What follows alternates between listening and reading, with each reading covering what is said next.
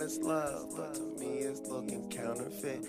Yo, what is going down, y'all? Welcome in the most underrated podcast you already know. Hell yeah! Broadcasting from Most Underrated Studios. I'm your man, Thomas the Franchise. The homie Dow Palantonio chilling across from me on a Monday. Hopefully you fools had a good weekend. Welcome to everybody in the chat. Everything's looking good, man. Camera's looking crispy. Shit's doing good. How you doing, Dow?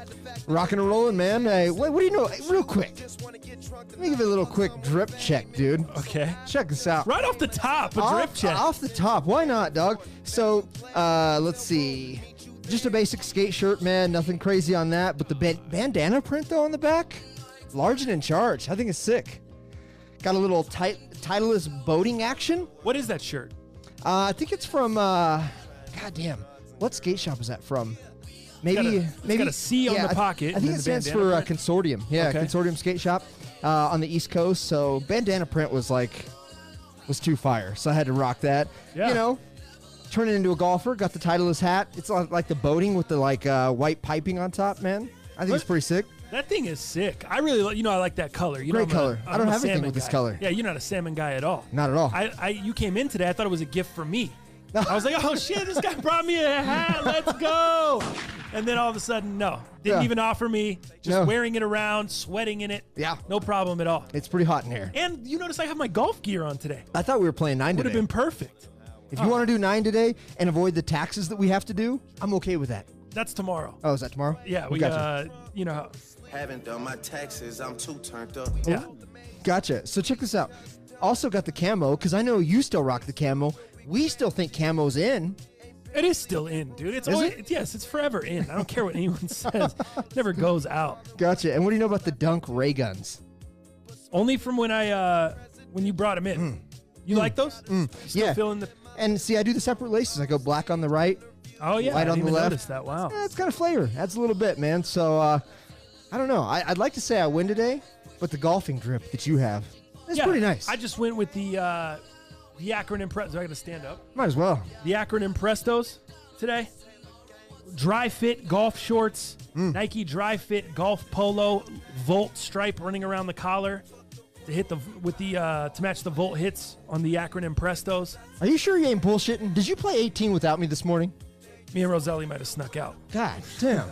You look like you just got done with the round. Yeah, no, I've been meaning to get out, though. I just asked you before the show. I was like, yo, what can we do to get some golf? He said when we go back to the East Coast at the end of July, we might hit a little bit of golf out there. Well, sounds good. Sounds like you need a practice set before you take off. Exactly. I got you on that. Exactly. Yeah, nice Dope, fit, man. guy. Thank you, guys. Nice fit. I'm really jealous of the hat, but, me and snapbacks, it's just not gonna fit correctly. This is a taller one, so it works for me. And typically when the hats work for me, they don't work for you. Right. Yeah, because you got a normal size head. I got a 5 head. head. I got a 5 head. I would say it's pretty normal. I just have a small ass head.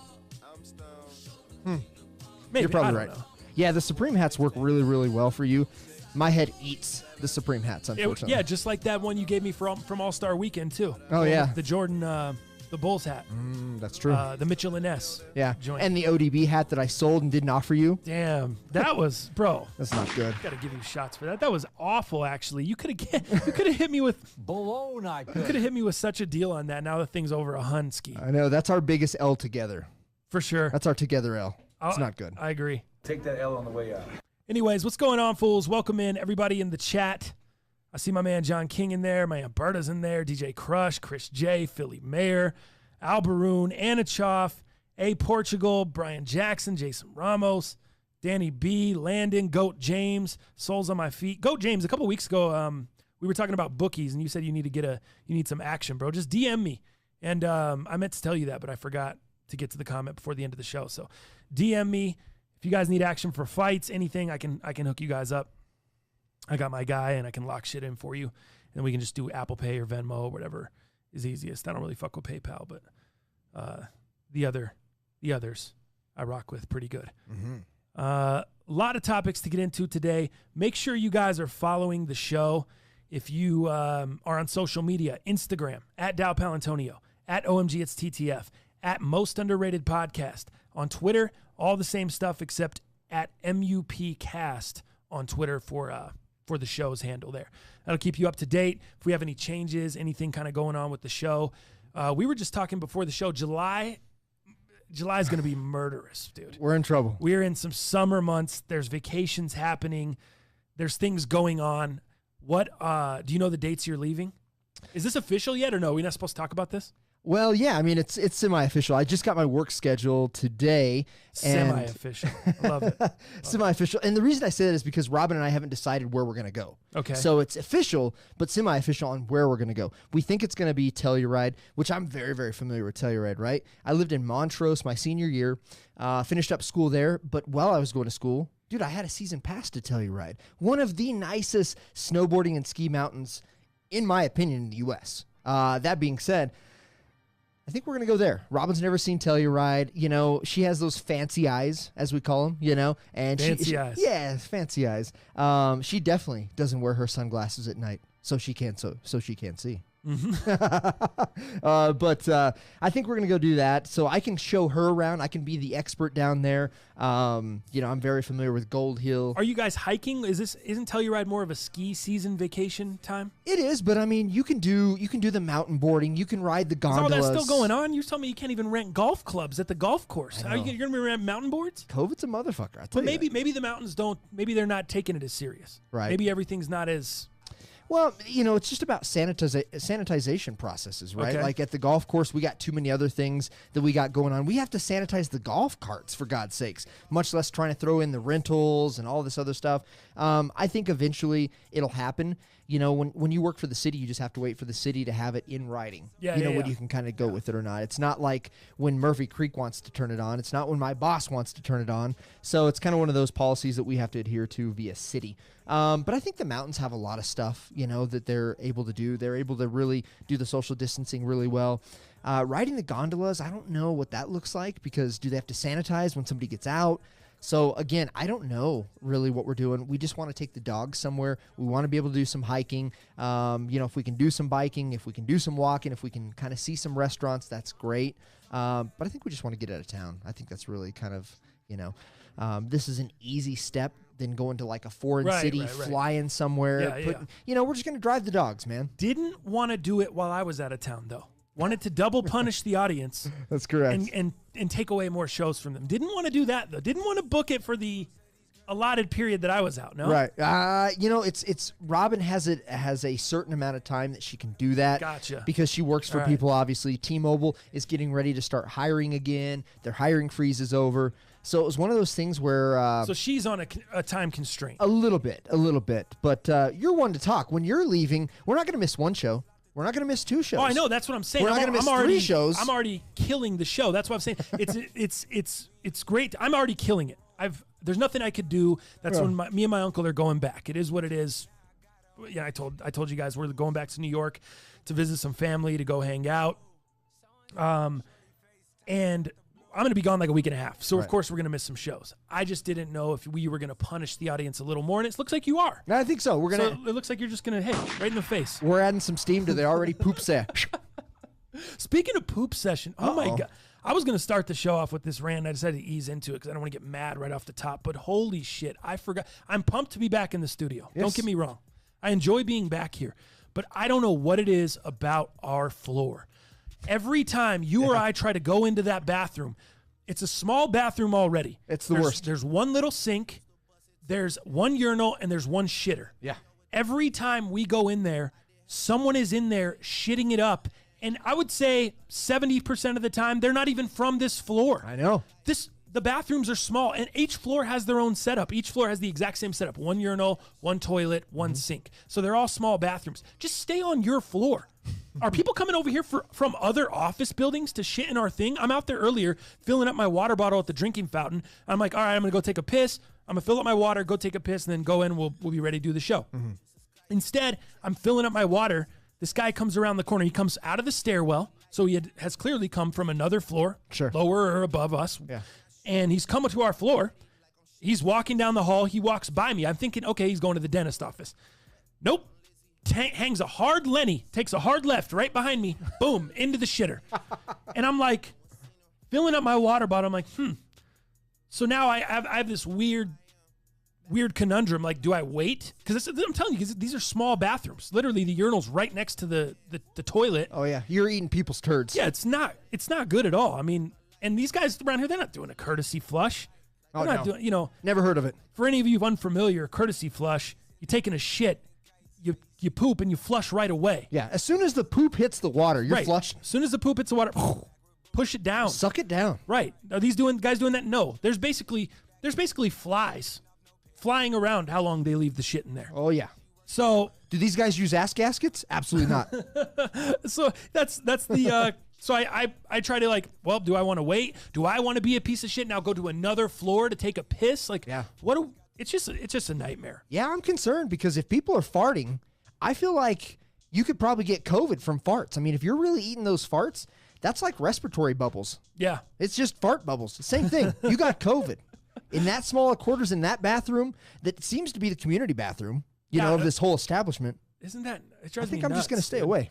It drives me nuts. And we have a neighbor in here that's notorious for it. Oh, man. The neighbor is doing the most all Oh, day, yeah. every day. But it's like, how mad can you get at the guy? Is it his fault that he's in there 4 or 5 times a day shitting? Maybe not. Maybe he needs to change his diet. That's none of my business. I'm not going to ridicule the guy. I'm not going to drag him through the mud. But the people coming here from other floors, that's who we need to drag That's through an the issue. mud. Yes, those guys are killing us. Leave the guy next to us out of here, man. He's got Crohn's disease.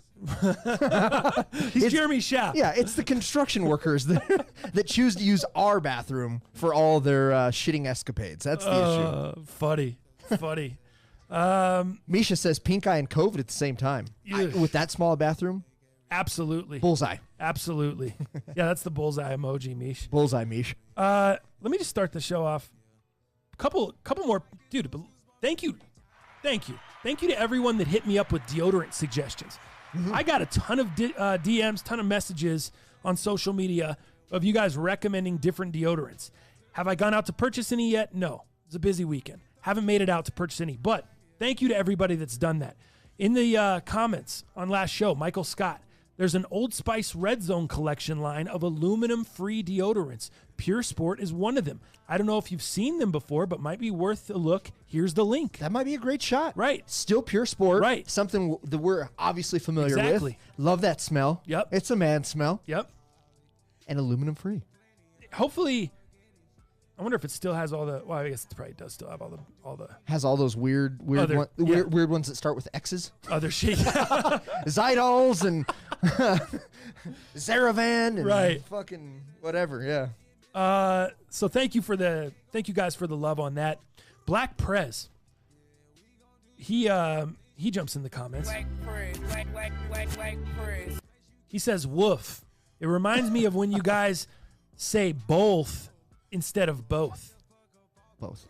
BOLTH. Both. Both. He says that's how we say it. We say both? I guess we say both instead of weird. both. I guess he would know. I do a lot of shit like that. Like instead of four, like oh yeah, LeBron, instead of saying LeBron went 430 last night, I say fur a lot. I like kind of shorten it. LeBron went for 30. For 30. Okay. I never say 4. I don't actually properly pronounce How do you 4. say 30 for 30? How do you say it? 30 for 30? I do it 30 for 30. Yeah, do it it's short fur, as well. dude. It's fur. I do it- F-U-R. 30 for 30. 30 for 30. I never go 4. And I guess that's just like both. I don't say both. I say both. I did say that sounded weird when you said it the first time. Both. The right time. Yeah, right. The right way. You both want to join me? But hey, are both of you guys coming out here to do a round today? Yeah. You know, it just doesn't fit me. Are you both checking in together? Right. Is this for both of? Yeah. No, it's for both. Are you fools paying for both? No, both. Both. Actually, no, we're paying for both of us. Oh, check this out. Let me stop the cast real quick. Stop it? No, we don't want to stop it. okay. Let me just interrupt the cast real quick and say, Misha says, let me know if you guys need Viotex. Got a 10 and a 12 on the way. Oh my God! Of course we need Mish. Misha, Of course we need Viotex. Is that even a question? I might even allow that fool to join us on the next Sneakers and Fashion Show for that. If he oops Oh us. yeah, in that segment. Oh, shit. Slide through. Slide through. You know, if you want to gift the Viotex, obviously with paying at least retail, Yeah. love to have you in here. We'll boot Stone Cold right off the end of the table. He's outta here. I don't know if you guys noticed today on we moved Stone Cold around. We got a new graphic coming for the back over here. So there's some ongoing changes. Yes. Stone Cold, he looks a little washed though, doesn't he? He looks a little washed. A little washed, but he's now at the end of the table. But Mish, I'll give this guy a couple stunners. I'll throw this SOB out of here. If you want to slide in, join us for Sneakers and Fashion next week. Give me a hell yeah. God damn. Hell yeah. That sounds like a deal, Misha. God damn. Misha, you can come through and join us both here on the show. Yeah. It'd be a pleasure. It'd be a pleasure to have you join us both. Come at me, bro. 3D. What shades are those? Perfect timing. Shout out to Ascent Eyes in Parker. They dropped $2 in the super chat. My man Thomas, thank you, bro. Thank you for the donation there. Give you a little shine there. And right there, bro, that's where I got these. And, dude, actually, I was going to hit up Thomas. Let me know, bro. He warranted this pair for me because the glue starts to separate. Once you're wearing them a lot, you're sweating in them, the glue kind of starts to separate underneath, and you start to see these little lines on the Oh, yeah. I do see those a little bit. Yeah.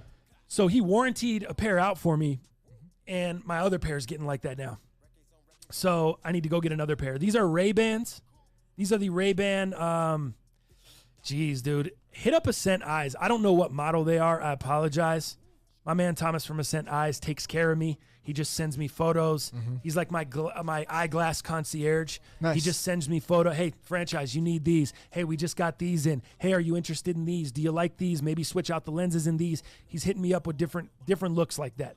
So, and also, I mean, he's looking out for me, warranting the glasses. Literally, he's like, yo, I got a new pair of Ray-Bans coming for you. Just bring me the old ones. I just literally have to stop by. He just switches them out for me.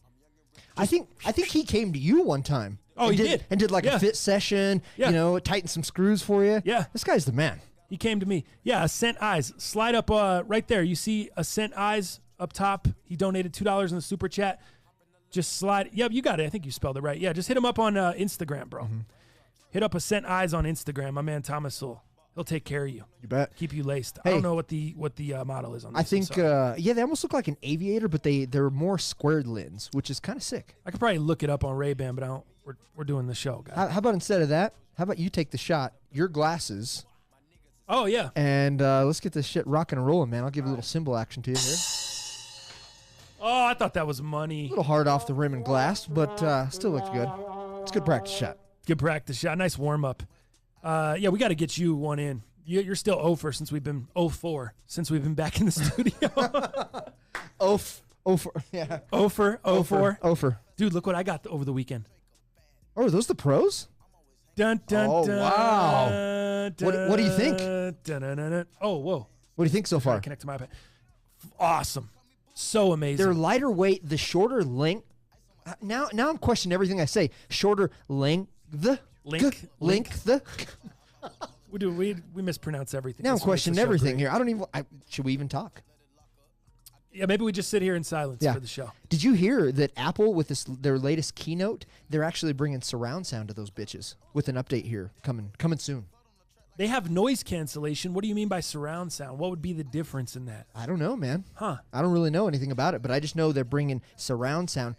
First headset that I know, or at least earbuds, that are doing that. So surround sound coming your way. Yeah, I was messing. That'll be cool to check out. I was messing with the transparency mode on them. Way good. Oh, dude. If you guys don't have the AirPod Pro, if you lose your other pair, if something happens, you need to get a new pair. Or if you're like me and you want to pull a little low-key scam, get a pair. Do it, man. Highly, highly recommended. So really quickly, here's what happened. Okay. My lady lost her second set of AirPods. Of course. Dude, I think I had 3 pairs of the OGs. Yeah. And one of them was like a gift trade kind of. When I bought the AirPod Pros. When you bought the Pros. We did a mall vlog or or something, I thought. Yeah, exactly. We did some kind of like switch where I ended up with yours. Yeah. Thank you, Dow. But I wanted to, so mine, dude, I don't know if it's because I run with the regular AirPods. I run a lot with them. I'm taking Benny out. I'm sweating, working out with them. I don't know if that is what is messing them up, but I cannot, they only work for about 6 to 8 months for me. And then one of them starts glitching out. One of them stops working correctly. And that's what happened to this other pair. So my lady lost her pair, and I was going to go in and buy a pair of AirPod Pros anyway. Okay. So what I did, I pulled some shady shit. Uh-oh. I went in and bought a regular pair of AirPods. at this establishment. Just the second gen with the new case, the charging case, whatever. Just the regular set of AirPods, and they were actually on sale. Instead of $159, they were $139 for some reason. Okay. They were like a $20 off. So I bought that set of AirPods, and I was like, well, I need to get my girl a new set of AirPods. We don't need to be buying her another set, bro. Like, I'm about to buy these, $239. AirPod Pros, $240. I can't be doing $240 rich. there. You're rich. That's why I'm about to tell you how he did it.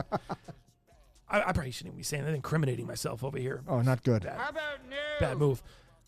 So I went and bought the regular AirPods, $139, which I already had. The same kind of ones that I already had that weren't working Just correctly. one was not working. Yep. So I bought a whole new set.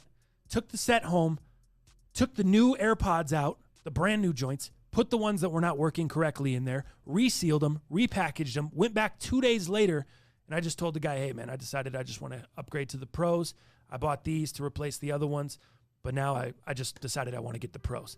He now exchanged those with the bad AirPods in them for the Pros, so I still paid the difference for the Pros, but now my lady has got a brand new set of AirPods, and I'm Pat Mahomes in this bitch. I'm the real MVP. Well, and that's the case that I gave you, and that's the second gen case that has the wireless charging. Right, exactly. Huh. Yeah. Smooth move. Well, oh hell yeah. You like that? You like that? I'm trying to not be too positive on this because Robin's gonna light me up when she gets home, babe. For the scheming? Yeah, she's like, yeah. why did you encourage franchise? Right. Don't encourage him. No, you're not encouraging. I already did it. There's nothing you could do to prevent it. I just did it, and it was what it was. Hey, check this, dude.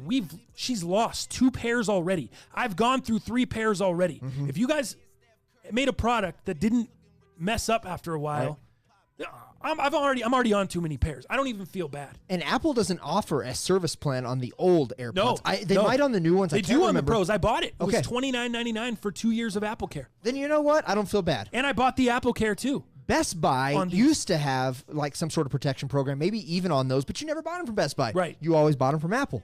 I was with you. Yeah.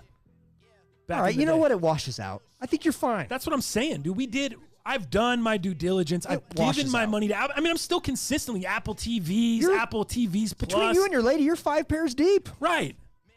And the gifting that I did, let's call it 4 pairs at least. Yeah. Neighborhood. We're talking scheming tips. This should be a new segment. Dude, I don't really scheme like a ton like that, but it's like after a while, big box retailers already spent grips of cash, gonna spend the money to buy the new joints. It was just, my lady had just lost hers too. I was like, we can't go, babe, I'm needing new ones right now. And you know me, I'm working on these joints. Like I'm doing a lot of shit on these from the daily. She's using them for leisure, but that's very important to her too. Throughout work, being able to answer the calls during the day while she's working real easy with the AirPods. So it couldn't have been more convenient, dude. Switched it out, got her a new pair to replace the one she lost. I got the upgraded joints. Is what it is. Oh, you look like a rock star. And you took care of the lady. Yeah, hey, like a rock star. Check it out real quick. I got to tell you, my man Johnny Childress is in the chat. What? I ain't seen that Johnny guy. Chill. I haven't heard from that guy. I miss that guy. And you know what? I think he's living the life in the Springs, man, with his lady. I think they're doing great. He lives on a farm now. Johnny Chill. He lives on a farm? I think so. I think they got goats and shit over there. Wow. Yeah. Johnny Chill in the chat. What up, bro? Miss that guy. Shouts out to Johnny Chill. Con Lee, $1.99 in the super chat for your next pair of AirPods. Well, should you shoot this one too? No. I already shot my shot. Okay. And it didn't go well. It sounds like we just shot our shot to Johnny. We just sound like that was some bro love. That was weird. Yeah, he said love y'all. Ah, it sounds good. L-U-H. All right. Love y'all. Let's keep it up with the mispronunciation. I love it, man. Black Prez. Go ahead, Dal. All right. Let me get off this fucking schneid here, eh? Oh, bro. I'm too hard. Oh, my God. I got to stop eating breakfast, man. I'm trying to balance the diabetes here, and I think it's breakfast is fucking my shots up, man. I'm coming in way too hot. It didn't even hit rim, yeah. I know. We need to, hold up, I'm just way too hot here. there we go. Now I got it for the next one. All right, fantastic. Thanks for the donation, Conley. Marco, looks like TTF's about to go golfing. Bro, did you listen to the beginning of the show? I just went and hit 18 before the show. Yeah. I just shot a 63. Holy shit. What are you talking about here, bro? We've been down. No, I'm just playing. God damn, I do DJ. look like I'm trying to go golfing after the show. I'm trying to work my back out. Someone asked if I was still on injured reserve. Yes, the back is still messed up, but it's proper, bro. Oh, you said he was late. I'm sorry, bro. I think that was Brian Jackson that asked you if you're still on reserve. Brian. I'm getting you off of reserve. We're bumping you to varsity, and we're playing tonight. Yeah, I need I think that's going to be good for the back. I was telling you that before the show. I was like, maybe I need to. Yeah. Your back will be stretched out, but then your core will fucking hurt. Right. That's just what it is. Right. Weekends, Dal. Were you working? Working on a weekend like usual. Working. Let's see. What the hell was I doing this weekend? I did a lot of things. Obviously, the UFC fight. We'll get into that here in a little bit. So I was able to tune into that. That was awesome. Like I said, I was really excited about this card, and you were like, you didn't shit on it, but you're like, well, I see possibly 2 good fights. The rest, whatever. Those 2 fights, those were some great fights. Yeah, there's no doubt about it. And I also played 9 with Muzzy. And when we talk about UFC, I guess fuck it. Now I'll talk about it now. So I was able to watch the UFC, but Muzzy and I were out golfing and bullshitting Saturday night really late. I missed a lot of the prelims. I missed all the prelims, and I missed like half the fights on the main card. Oh, damn. Fucking just getting it in with Muzz, doing some golfing, man, because that guy's so busy, dude. I don't have a lot of time with him. So you're trying to really soak it up. Yeah, so he's backed up with work now, like 3 weeks. He's booked out. So this guy's working overtime. He's making a lot of money. He's got the wedding plans. Like I told you last weekend, he was doing the photo shots for the mailers that they put in the wedding invitations. I don't know, dude. I don't know any of this stuff, dude. I'd have to ask Robin. She's been married once already. I guess I could ask her. She's an expert. Sorry, Robin. No shots. Dallas, that is shots, bro. No shots. It's all fun and games. So with that, I wasn't able to watch all of the UFC, unfortunately, because I was out golfing and bullshitting with Muzz. It's just fucking catching up, you know? Yeah. But so as like the two top fights, dude, I'm driving in my car and I found a way to mount my phone. So you know how they have steering wheel covers? So when you get in your car on a hot day, you don't touch your hot steering. Right. Dude, I was able to like mount my phone and like tuck it inside the steering wheel cover. And dude, I'm fucking driving. So except on the big right turns or the big left turns, dude, I'm watching the whole fucking with fights. Muzz? No, just myself getting home. Oh, gotcha. Because my commute's like 30 minutes to Murphy I thought Creek. maybe, why didn't you guys just go to a bar and watch the rest of them or something? COVID. Oh, that's right. You know what I mean? Yeah, what am I thinking? We're not trying to die. Not that easy. So I ended up watching the co-main fight, and then the main fight, getting into that, the first and second round of that main fight.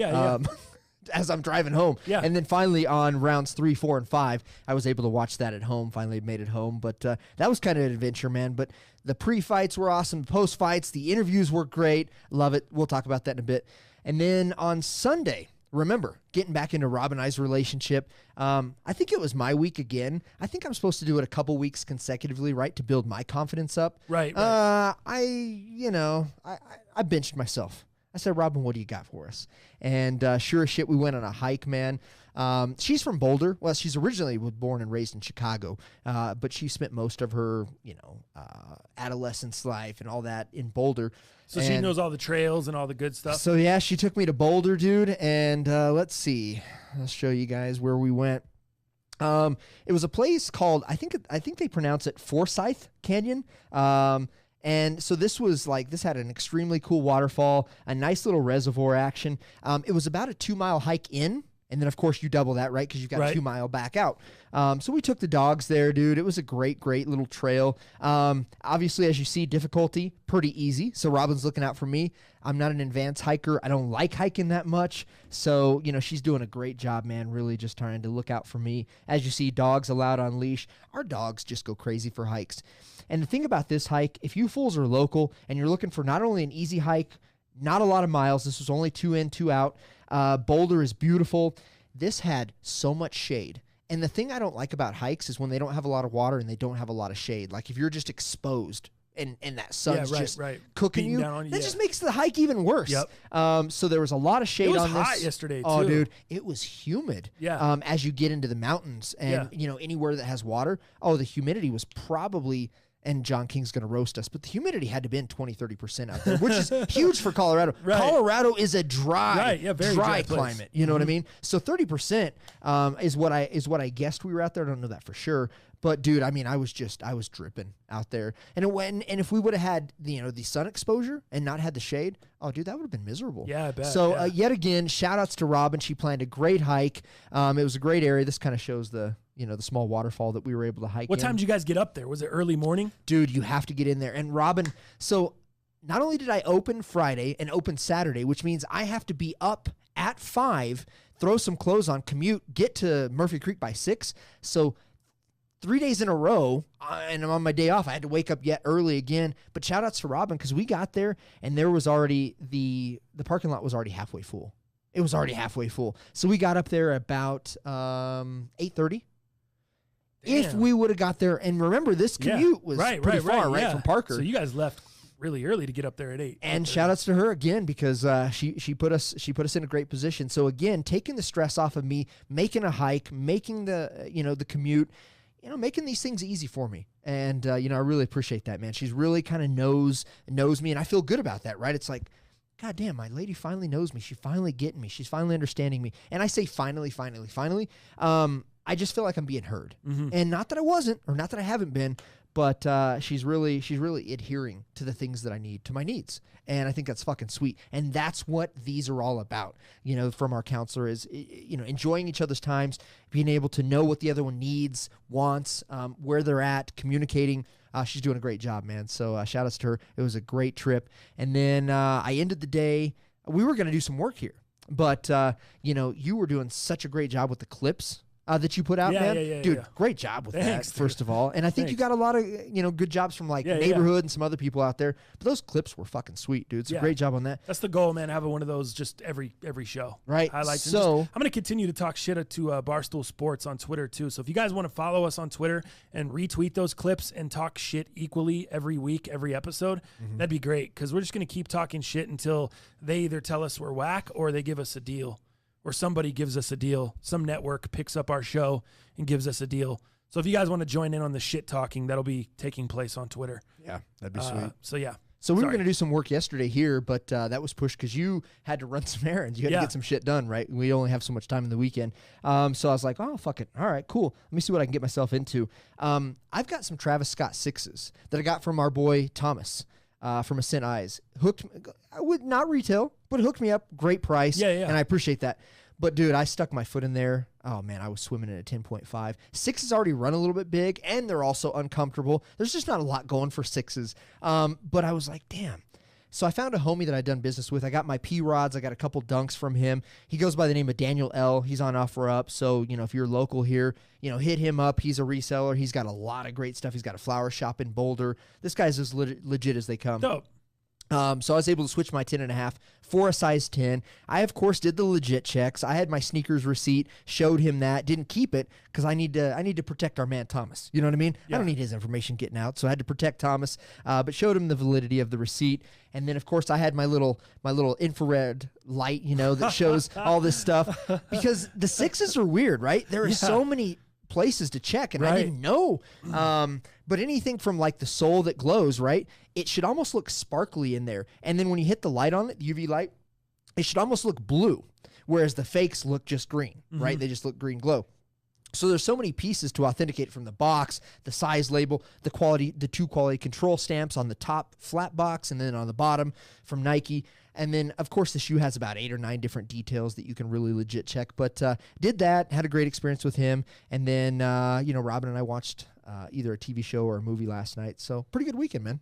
We went to breakfast for the first time yesterday. Since like all the COVID shit and everything. Breakfast or brunch?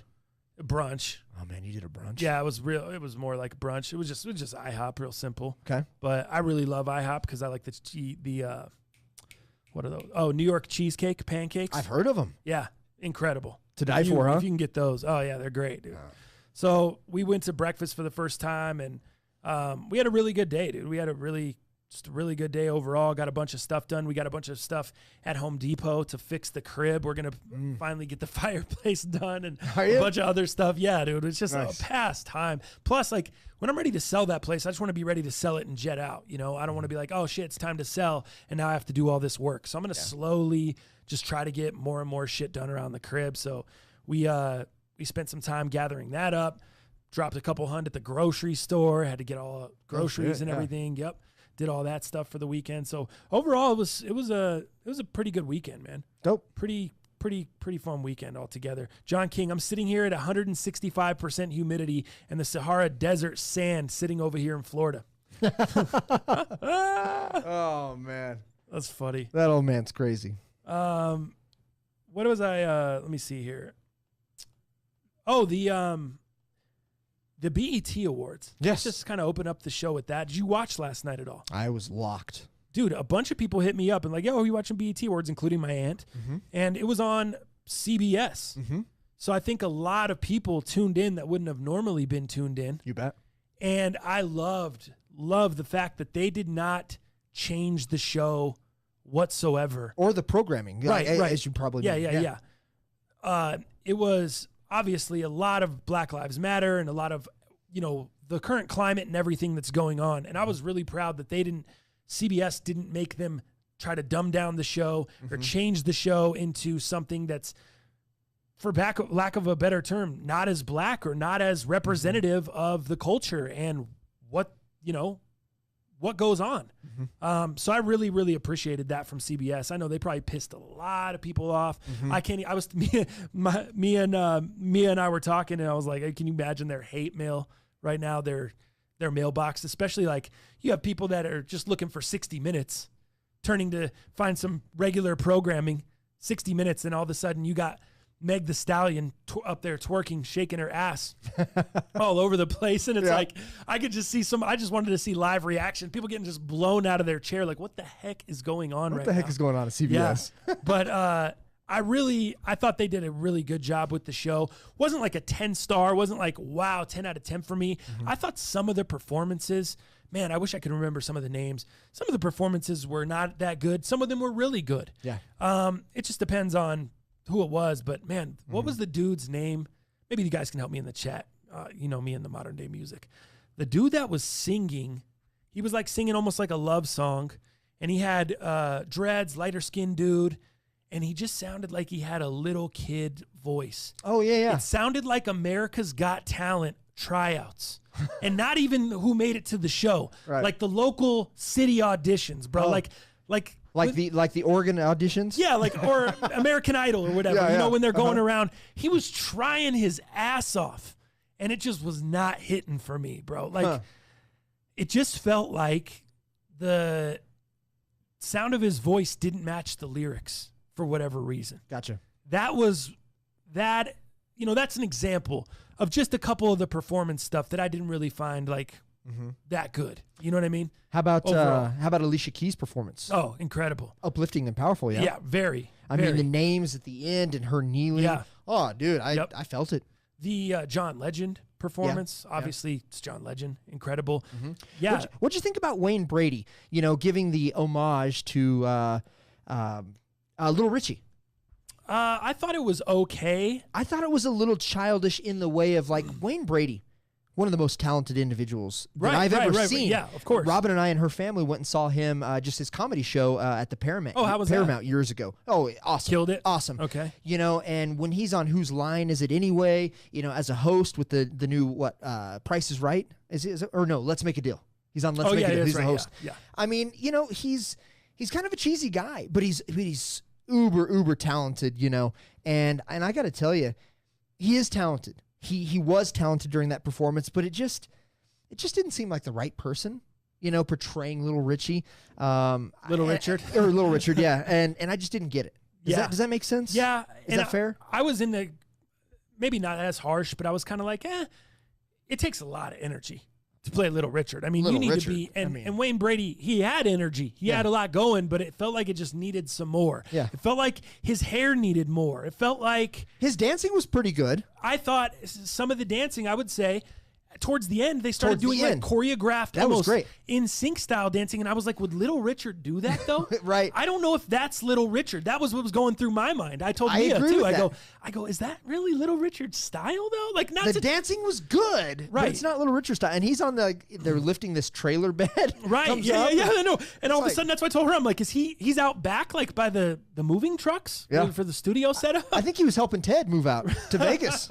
It looked like it on a big old moving truck. Yeah. So, yeah, there was a little bit to be desired in some of the performances, and some of those performances were outstanding. Like you said, Alicia Keys.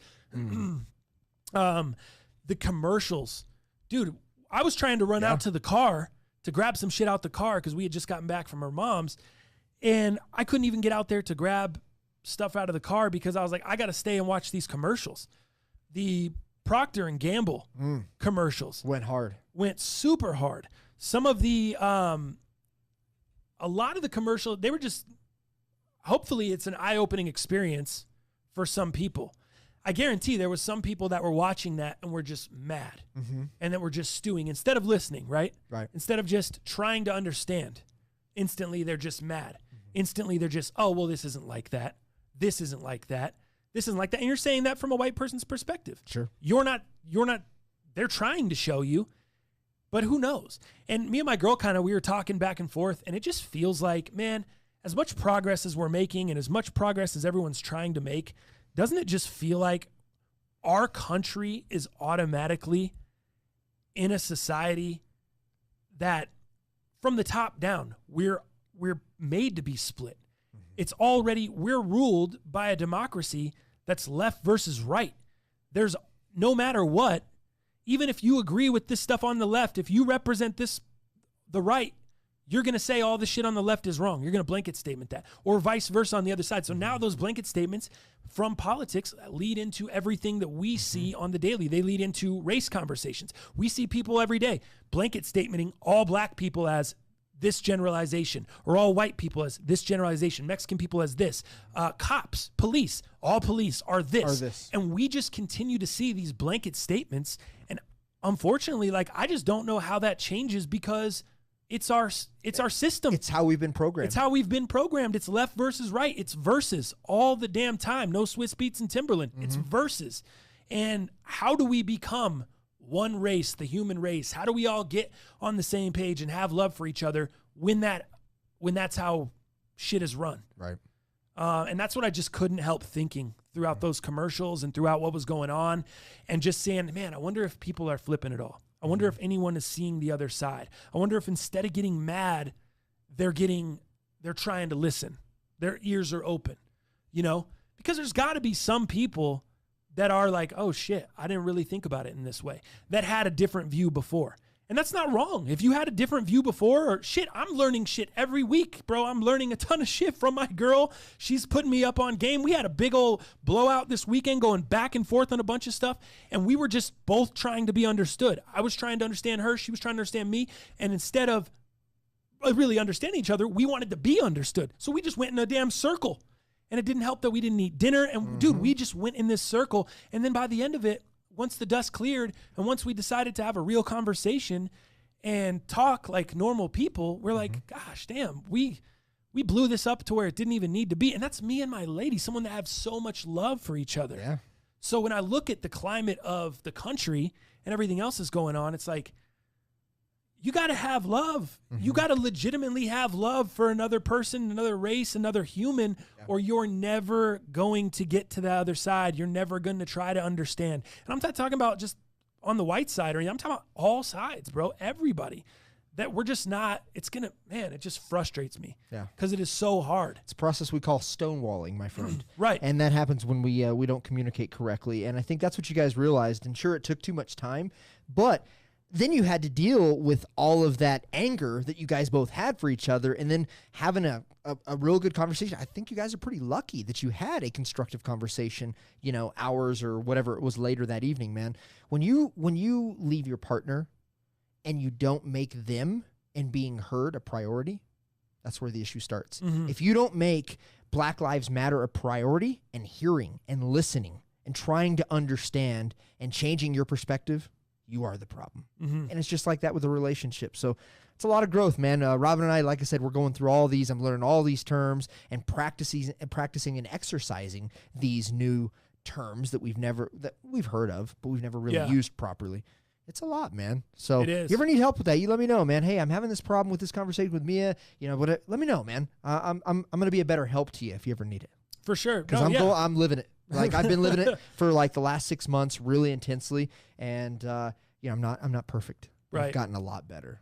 Did you have any favorite commercials? Anything that stuck out to you that you can just remember off the top of your head? I know we didn't really, we didn't talk about this beforehand, but for sure. Was there anything that just really stuck out to you? God, not commercial wise. Or segments, I guess. Either way. I mean, because I thought the commercials were as powerful as the segments in some cases, you know? So that's why I asked it from that standpoint. They were.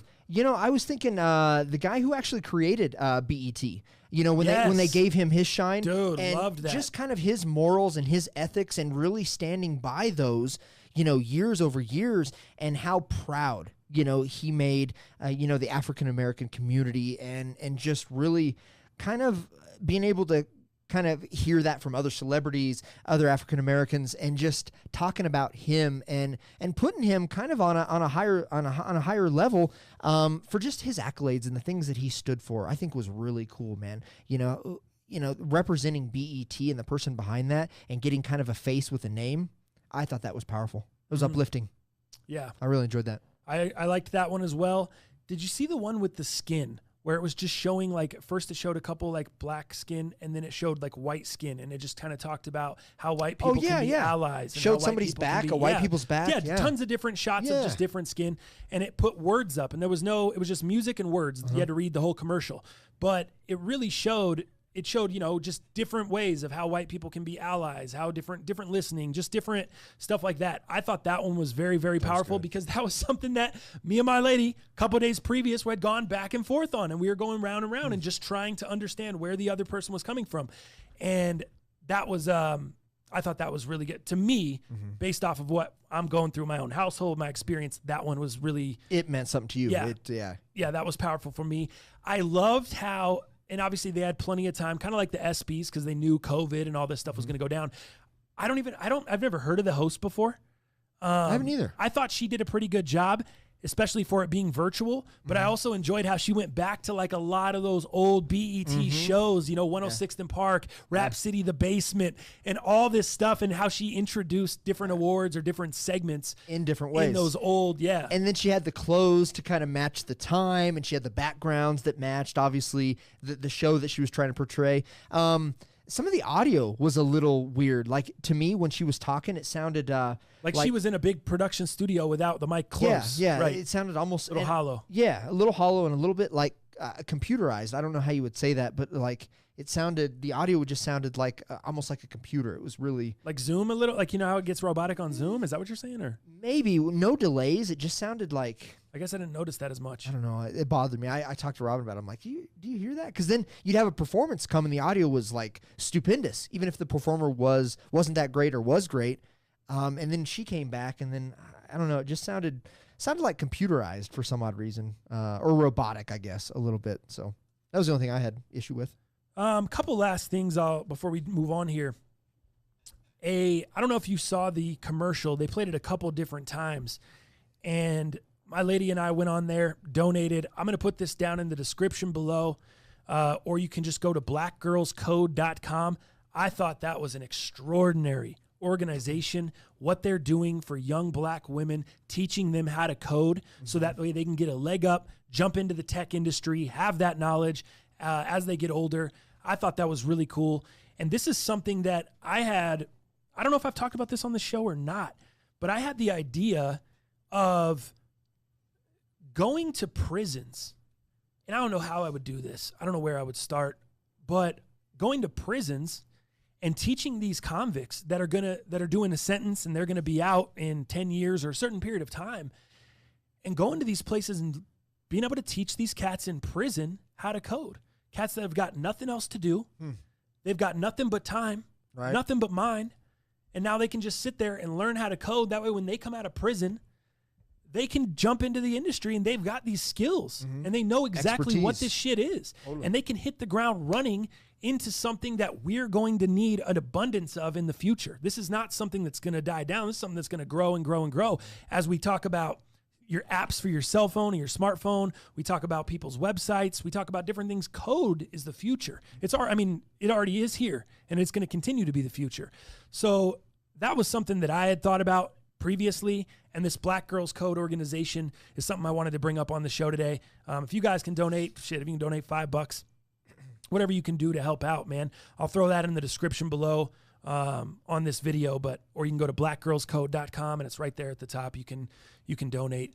And as somebody that, who knows where Mia and I are going to go, who knows where our relationship, who knows we're going to have kids or whatever, But as someone that's going to have, if I have kids with her, I may have a couple black girls or girls with black in them. Mm-hmm. That would be something that I would be all for, looking forward to, just giving them a leg up on the future. That's dope. So I really liked that. Last thing I'll close on, Dow, with the with this whole thing is what I saw on Twitter. And I talked a little bit about it, how I love that BET or CBS didn't force BET to dumb down the content at all, or to make it more white, or to make it more comfortable for white people. That's the whole point. People getting uncomfortable, you're supposed to be getting uncomfortable, because that means if you're uncomfortable watching that, if you're thinking things in your mind as you're watching that are not good thoughts because you're uncomfortable, that's part of the problem. Check it out, man. Let me just say this in the clearest way I can for you guys. And the reason I'm saying that is because I saw a lot of that on Twitter. Oh, this is exactly what I want to turn on. Network TV and see women shaking their ass. See this being portrayed this way. Seeing bad grammar. I saw everything. People complaining, right? Because people will complain about anything. Yeah. Here's what I'll tell you. Here's what I'll tell you guys. You people.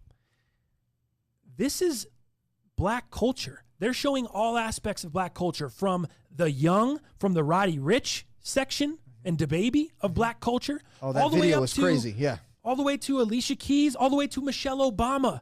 Well-spoken, highly intelligent. They're encompassing black culture as a whole. So if things about that make you uncomfortable, you don't have to like every aspect of everything. There's probably a lot of dumb shit about your culture, whether you're white, whether you're whatever else, that is not that tight.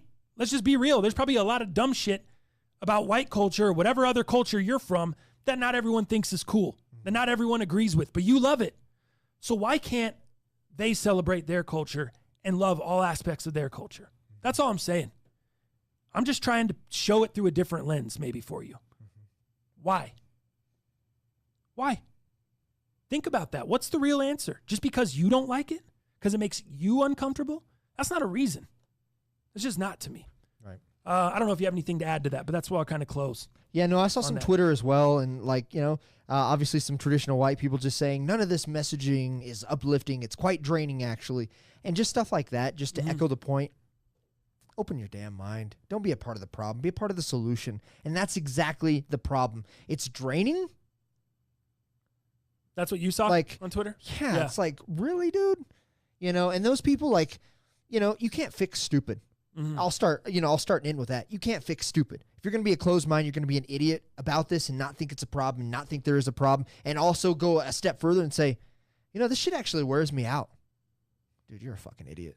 Right. That's all I'm going to say. Right. And there's aspects of it, like, do we, I think we can all agree that we can't all, there may be certain things that people don't like as far as certain protests or the looting and the rioting or whatever. Mm-hmm.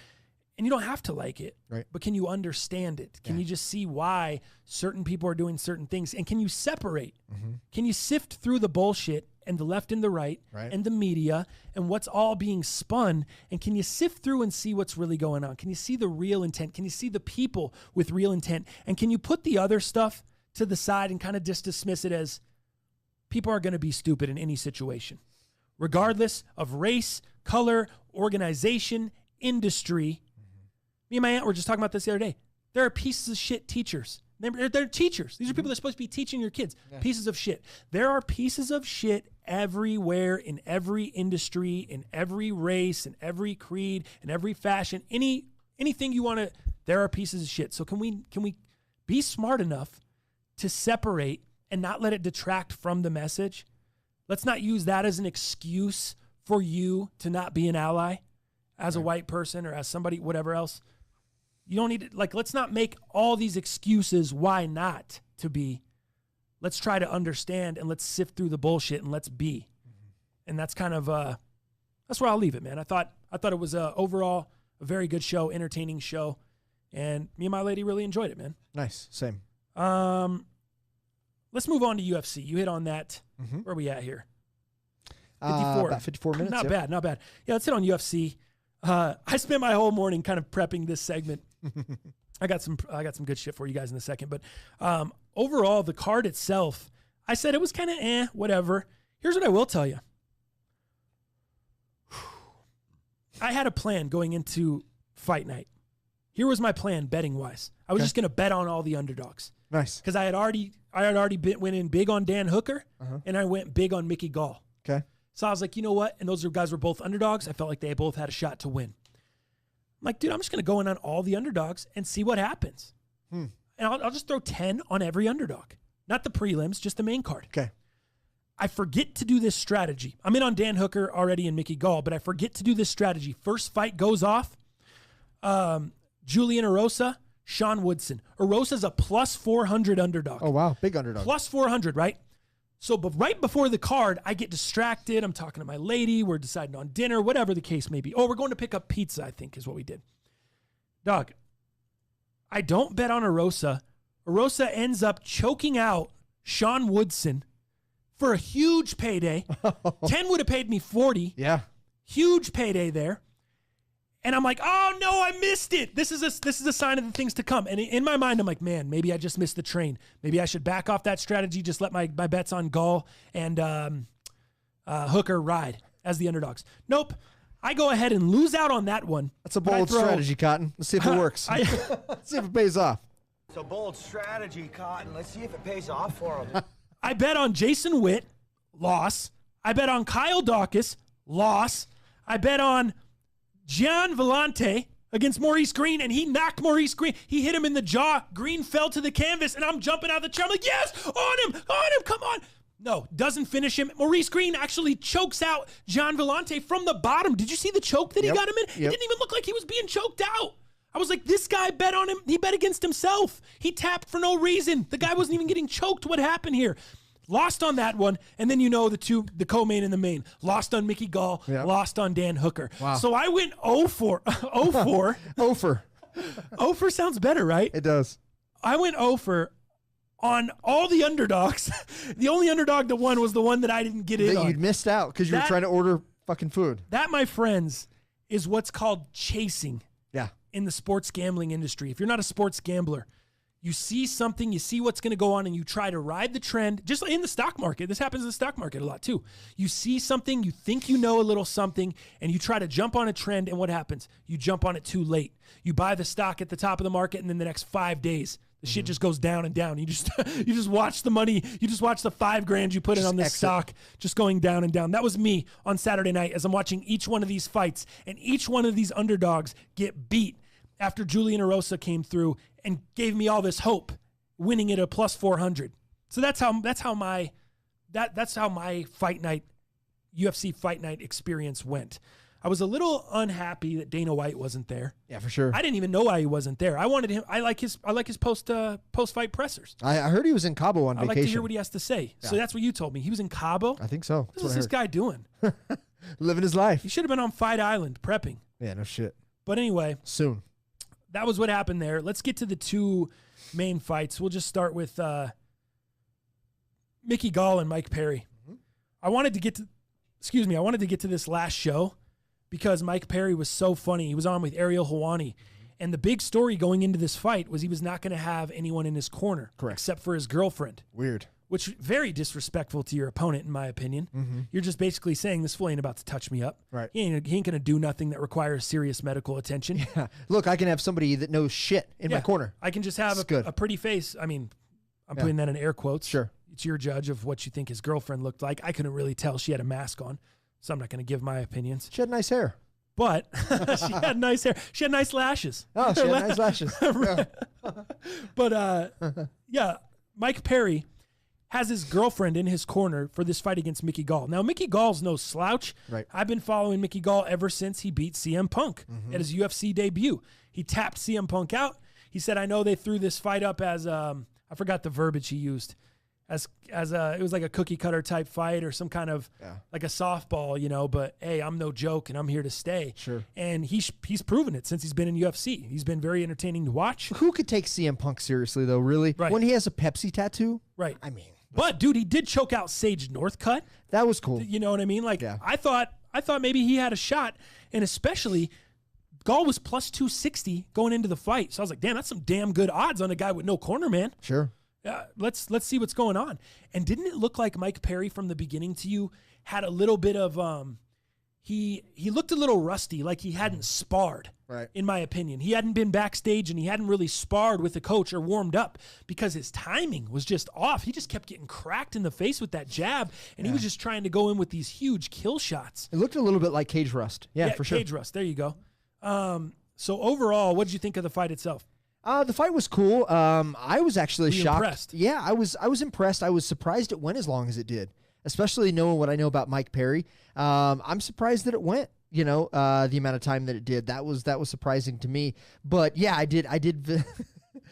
I guess I'm still thinking about his cornerman, his lady, like talking him through the rounds. Hey, babe, you look great out there. You look awesome. Just like these real basic things. Like, I think you're doing great, baby. You look great, babe. Tremendous. Tremendous. Right. Like, really, it's so weird. Like, Mike Perry had to grab his own water. It was just so weird, that dynamic of not having anybody in there. And I watched his lady put the ice pack on him.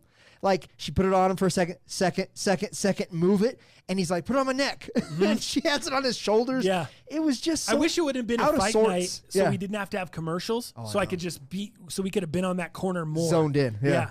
During because I think they only stayed during the last, going from the second to the third round. Yeah. First time they cut it out. What do you think this does for other fighters? Do you think other fighters watching this and the amount of money that they could possibly save on their camp, do you think that's in their foresight at all? Or do you think this is just stupid? One off. I don't think this becomes a normal trend. I even think Mike Perry, he said in the post-fight presser that, hey, I know I'm gonna have to at some point get a camp together and get people together. But he kind of wants it to be more of a family feel. Someone he knows is what kind of it sounded like. I have well, based off his post presser, I think this is how I don't think he could afford anybody in his corner. We'll get to that in a second. This is him talking about some coaching. Prefer a friendship basis over someone who thinks that they can just tell me how to win where I haven't seen them win. And I'm in that octagon, and not the people who be trying to coach, and not the people who be running their mouth from the outside and the sidelines and don't ever got nothing to say once we in there. So that was right after the fight, like basically the interview they do normally in the ring. Right. And then there was another piece of sound from the post-fight press conference. I thought this was pretty funny. And it's talking about a similar thing there. The fight before mine, or the heavyweights, and I remember Gian Vellante going back to his corner, and then the coach was like, "What are you doing? Well, you're not doing nothing." And it's like, bro, you ain't doing nothing, bro. You sitting on the outside. Don't come in here and make me. And then I think Michael Bisping was like, "Oh, that's great coaching." No, that's terrible. Don't make the guy feel bad and down on himself. Amp him up or something. Give him, come on, bro. Heavyweights, too. Like, what do you think he's doing? He's trying to not get knocked out.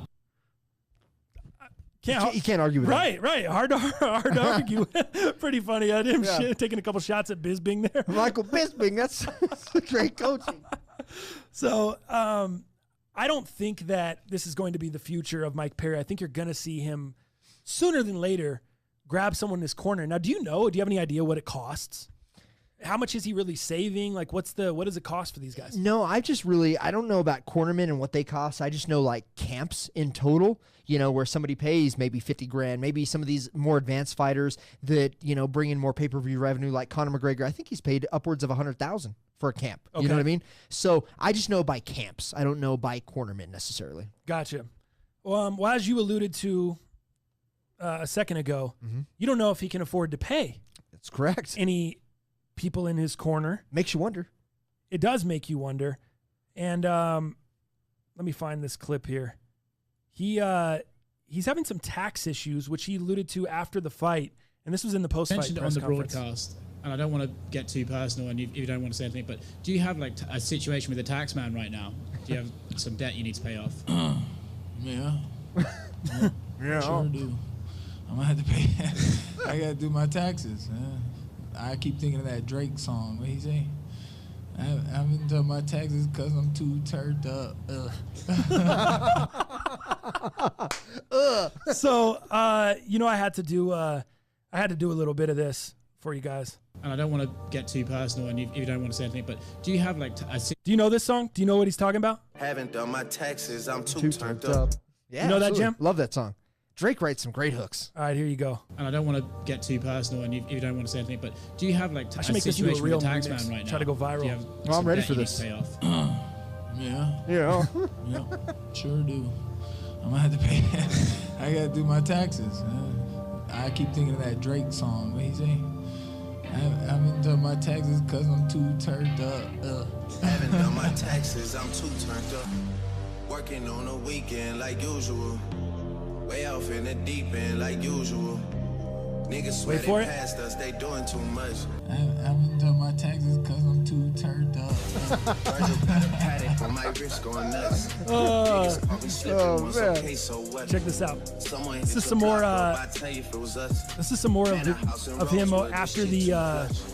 Say my days are after the numbered, fight. but I Big keep things waking happening up. in my life, Know you see my text, and baby, please say something. I'm gonna go put some things together. I gotta pay some bills, pay some debts. I gotta go talk to the tax folk and see if we can run that number down, because I believe I paid out, over $100,000 last year between a couple different countries, and then they trying to hit me again at the end of the year. It's almost like I don't even fight for minimum wage sometimes. So, and look, I ain't trying to be one of these guys asking for more money. I'm not. I'm asking for the government to stop taking so much of this. So, you know what I mean? Like, something got to work out. Maybe we put in contract that the taxes is paid when platinum gets paid. Like, when I get paid, that's it, y'all. That's my money. You don't give me money if you don't want me to spend it, and then you're going to come back and ask me for something later. Right. That don't even make no sense. I'm trying to wild out, bro. I need my ties on the beach. The host can't even keep up. I love it. I know. That was so that was Mike Perry there after the fact, man, talking about his tax situation. And apparently, I don't know, I feel like you make that much money, you just have a CPA. You have someone kind of handle it. Right. I would have someone be like, all right, hey, this is what you need to set aside for the end. And when you make that much money, I feel like as a business, you're paying it quarterly anyway. I think. I think it's the smart way to do it, I would think, yeah. Yeah, because then you don't have to deal with penalties and you don't have to incur all that stuff. Speaking, I mean, that's my. Haven't done my taxes, I'm too turned up. That's me. July 15th. I know. I'm stretching it, bro. It's getting close. I am stretching it. That is me to the max. Haven't done my taxes, I'm too turned up. That's my soundbite the rest of the summer, bro. Nice. That's my shit the rest of the summer. Tax boy summer. You spazzing, TTF, Brian Jackson. TTF turning into a DJ from the neighborhood. I'm doing my best, bro. I told Dallas, I was like, dude, maybe I should, because I literally threw this remix together this morning, like a little bit before the show. So I was like, maybe I should really like fuck with this and tighten it up and create a little video as well. That'd be and sick. make it go. Try to have just a little 45-second clip.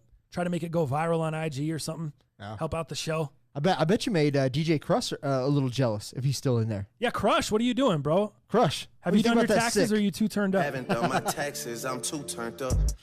Funny, bro. Funny shit. Neighborhood says same. Haven't done my taxes yet either. Oh, there you go. I mean, who isn't? If you owe money, like a lot of us do, anyone that's got a business, usually you owe money. You're always delaying it. Yeah, I thought taxes were canceled due to COVID, but yeah, Right. it was just me. It seems like everyone that's getting money back or that's got 5 kids and they're getting all that tax money from their kids, they file in February. They're filed. As soon as they get the W-2 February, they're filed. They got the prepaid debit card, all that shit. That's never me, bro. I'm never getting no money back. Yeah. I'm paying out money every year. That sounds like Robin. She's paying out money. Oh, she's just February whatever. getting 2 Gs. As soon as T-Mobile releases the W-2 Right. into what is it? What is the ADP? Yeah. As soon as ADP gets it, She from goes T-Mobile, on there, prints she's it in out. there. Yep. Done. She done already too? Oh, she's been done. Yeah, same Mia, dude. Mia's been done since Febby's. Febby's, she got done. So you and I? Yeah. Haven't done my taxes, I'm too turned up.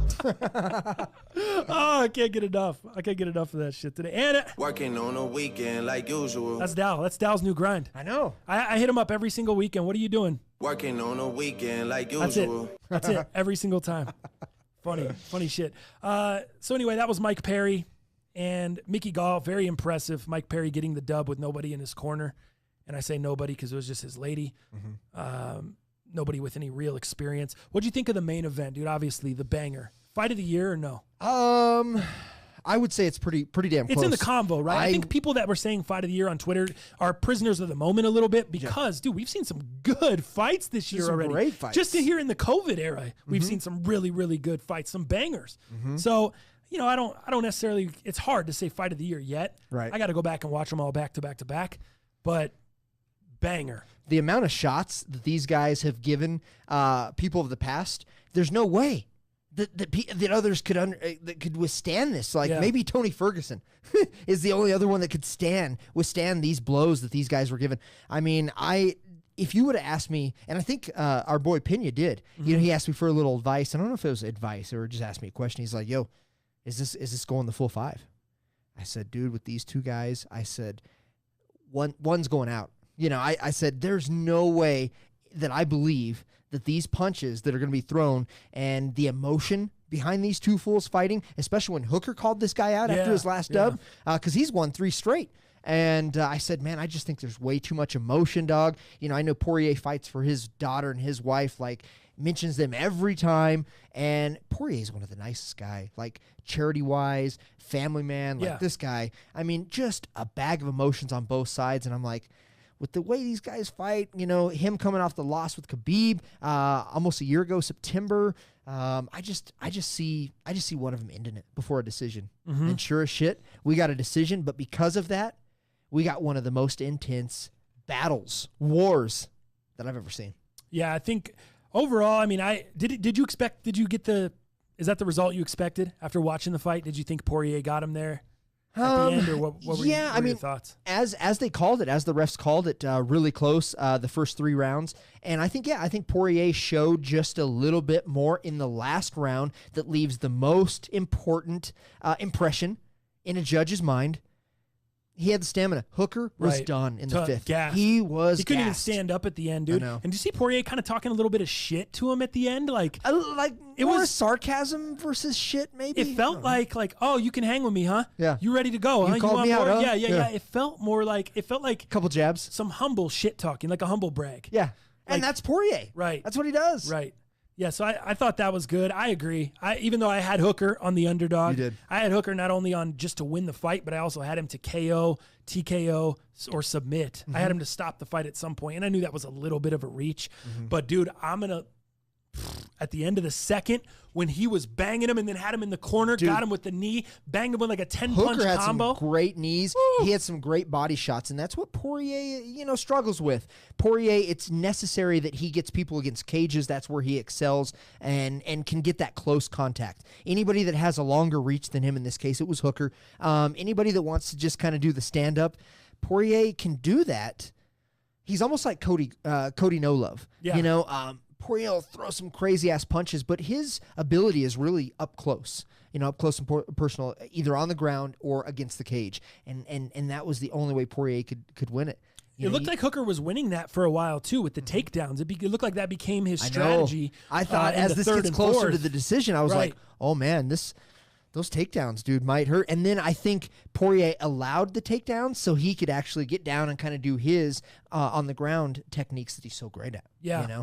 What does it take to take either one of those guys out, to knock them out, bro? Oh, my. To finish one of those two? Yeah. Holy shit. Let's play this sound from Poirier after the fight. It was a tough one, man. Dan came to the fight. He's a tough guy. He's on the rise. He really thought that he was going to get past me. He talked a lot of trash, like he was going to move forward and fight the champ. But I'm the champ, man. This is what I do. I love this. I put all the work in. And I trusted in my team and my skill and my work ethic, and came here, pulled another one out, and I had a few more rounds left in me. He's the champ, bro. I know. Well said, right? Yeah, and just getting beat by Khabib, I mean, obviously he has something he's got something to prove, and he's on the way. This would make absolute sense. So Poirier takes quite a bit of time off. He allows, obviously, the Khabib and Justin Gaethje fight to happen, and then I think rightfully so, Poirier deserves the winner of that. There's no doubt about it. Ariel Helwani tweeted out Tony Ferguson versus Poirier next. Does that I know that's exactly the same reaction I got. I just kind of shrugged it off. I was like, really? I would rather see, and I tweeted, I said, I would rather see McGregor come back and fight Poirier. It would be a great fight to watch, but there's more exciting ones, in my opinion, that I'd rather watch. Right. And I think I would rather watch McGregor over Tony. And no shade to Tony. Tony isn't. I mean, that guy, El Kukui, for all reasons out there. That guy's crazy. But I mean, let's just play this right. If anybody's going to get a fight aside from, him fighting Gaethje or Khabib, it's got to be McGregor. That's just intriguing. It's interesting. There's money. That's just going to put asses in the seats. There's no doubt, even though you can't be there. But I think that makes more sense. But really, what I'm wondering is, where does Hooker go from here? I think that's probably the more valuable question. Gosh, dude. Yeah, I don't really know. That's interesting. I mean, I think of this guy, maybe Charles Olivier. I think is that how you say Oliveira. I think that's maybe a fight for Hooker, but I'm not totally for sure because then you could say the loser of the Khabib and Ferguson or the Gaethje fight, maybe Hooker. That goes. Division is just so stacked. It's bro. stacked. Let me run down the top of the lightweights here, dude. Justin Gaethje, Tony Ferguson, Dustin Poirier, Conor McGregor, Dan Hooker, Paul Felder, Charles Oliveira. That's the top 7. Oliveira. That's just a crazy. I don't want nothing to do with That's none. right. That is a crazy division, dude. It's a wild division. The lightweights are just, it's on a different level, and I don't know. I'm trying. And that's why it's my favorite division. But did you see Paul Felder last night too? His tweet, I'd come out of retirement for either of these guys. Yeah. To fight either of them. Great to see. Right. That'd be another banger. But yeah, Dan Hooker, God, I just hate that someone had to lose that fight. I know. To take all that damage, all that punishment and stuff to take the L. That just is Take that L on the way out. It's unfortunate. This show's definitely being claimed by Republic Records, Philly Mayor. You think so? You think we're gonna get clipped on this one? On my taxes, I'm too turned up. You think we're getting clipped on that? Ochi, what up, fools? What up, Och? How you doing, bro? Good to hear from you. Man, I text that fool, and I hear back from him like a week later. Really? Ochi, you ain't that busy. You ain't that turned up. He is turned up. Yeah, he's something. Yeah, he's doing something else. Let's move on really quick. Let's go to the big news out of the NFL. Dropped yesterday. Yeah. Cam Newton inks a 1-year deal with the New England Patriots. There was a lot of whispers going on in the background. I saw a lot of people on Sports Talk speculating about it. I didn't know if it was actually going to happen. Are you surprised? Never surprised when Belichick is at the helm. Right. Never surprised. I think this is actually a pretty good move, for the Patriots, who obviously take many, many chances in this world. I mean, they get rid of people when it's time to pay them. They take a lot of chances, and they take a lot of chances cheating as well, which we'll get into, I think, a little bit later. I'm not surprised by this at all, and goddamn, we have no idea what kind of Cam Newton we're getting. He is not injured. He's fully healed. He should be ready to go. He says that in his training videos that have leaked, that we've all seen. I think this could be a great deal for both parties. I really do. I think it's, now if you are unfamiliar, he signed a 1-year deal. It's worth up to $7.5 million with incentives. But from everything I've seen, this isn't confirmed yet. No one's been able to confirm it. But all of the things that I've seen are saying it is a close to league minimum deal. Really? So I think the veteran minimum for him is like maybe around $1 million, just over $1 million, like 1.1. Kind of what Jameis got from the Saints. For sure. Like I think Jameis got 1.1 million, 1-year deal, kind of on a prove it deal over there. They obviously have Taysom Hill as well, so their situation's a little more muddy. But if you're not going to go with Brian Hoyer, you're not going to go with Jared Stidham, why not bring in Cam Newton? Give him a ton of incentives if he outperforms it. Sure. But there's no risk. There's virtually no risk here for the Patriots. It was a win-win deal for them. They're just so business savvy over there. I know. That's just what it is. And how many times have we seen them get guys that everyone else has already left for dead? Yeah. Just thrown to the wolves and said, hey, these guys can't play anymore. They're no good anymore. They're washed up. They have character issues. Yeah. We've seen them time after time after time take these guys and make them big-time players. Where we haven't seen it happen. Put them in the Patriot system. Right. Put them in the Patriot system. But where we haven't seen it happen is the quarterback position. They've obviously been fine for 2 decades. 2 decades. At that position. So That is something that's the difference that we're talking about here. And I've gone back and forth trying to get my opinion together for today's show. Mm-hmm. I'm gonna be real with you. I don't know. I've gone back and forth, all the pros, all the cons, and that's the best I can give you. I think the pros, we've seen them on Instagram, not against any real resistance or competition, but we've seen him on the foot. We've seen him on the ankle. I'm curious how the shoulder is. Yeah. I mean, because he did not look good 2016 when he started having all these injuries after the MVP Super Bowl played season. Scared. Yeah. And I don't blame him. Right. Broncos beat the shit out of him. Yeah. Super Bowl. Yeah. And, I mean, he should have got some calls, rightfully so. I mean, he should have. We're talking about a guy. I saw SportsCenter last night. They were saying that he is the least flagged quarterback. And, I mean, I don't know if there's a guy that's gotten more beat up. That's why he's a head case. Maybe you put Alex Smith there. Oh, yeah. But, geez. But not beat up consistently on a every play basis, just getting hit. Do you worry about the mental state of Cam Newton going to the Patriots organization, or you think they can kind of keep his shit together? Because it's the Patriots Where way. I worry more than the mental, where I worry is this fool was dressing like Mr. Peanut. He's a fuck's sake. highlight guy. Yeah. The way he plays the game, I'm not sure that it fits, number one, the Patriots system, number two, his current skill set. The way he plays, the way he likes to play, the scrambling around, the running around, the make some shit happen when the play breaks down, create opportunities for his receivers or for his running ability. I don't know that he has the skills to do that anymore. I wonder. And he's going to have to become a pocket passer. He's going to have to become a better passer, more accurate passer if he's going to succeed. And that's something that we haven't seen. I don't know. Yeah, we haven't seen it yet. So that's kind of the cons. That's where I'm at there. The pros I do see is that in the New England system, we saw a Tom Brady who isn't mobile at all. Who isn't mobile at all. Awful. With a bad O-line, get by, and they did it a lot with dumping down to Julian Edelman underneath, James White out of the backfield, the little tight ends underneath. All or that big tight ends with Gronk. Or yeah, there you go. I'm sorry, I meant running the little routes. Tight ends running the little routes underneath. There you go. I don't know that I don't know if Cam can adapt to that system, but Sure. it's something that looks like it could be productive. That's on the pro side. But like I said, the cons, all the other stuff, his ability, his highlight ability, how he's played the position his whole life. What's made him great? He's got to switch that up, and I just don't know if he can do that. Yeah. So that's where I'm at on there. I give the Patriots an A+ for the pickup. Especially for the this signing. year. We've had COVID, Right. the people not being able to play with their teams aside from Brady, who's sneaking in a bunch of fucking practices. Right. Who knows, man? I think Patriots Nation is pretty excited though. You know, Dave Portnoy, who you follow on the stock tip shit. Yep.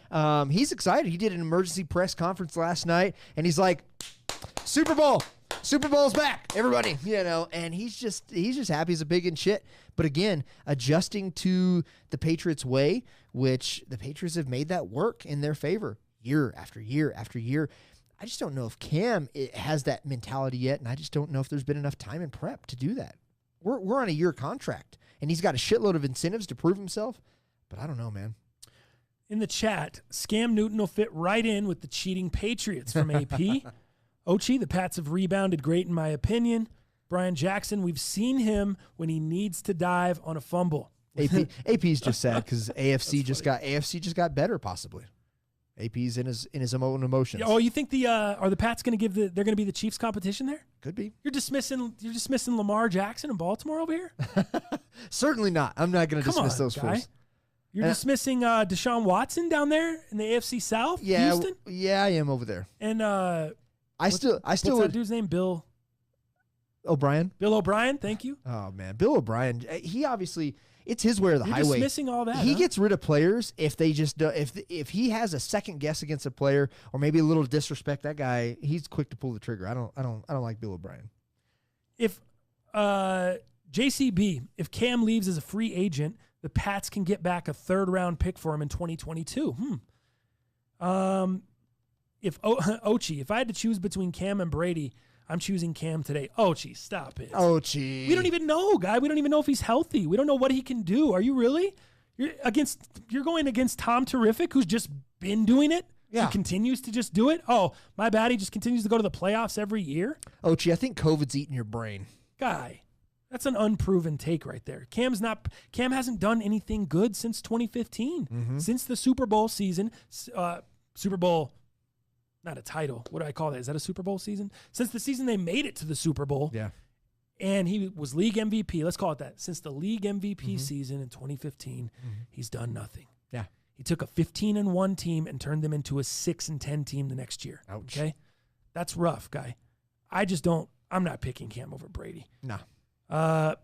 Cam, if he's playing good, he's in a great mood, and if playing bad, he's a horrible teammate, and he whines all game. So there you go. There's Philly Mayor's pros and cons. That's for you proven. on each side. That's proven.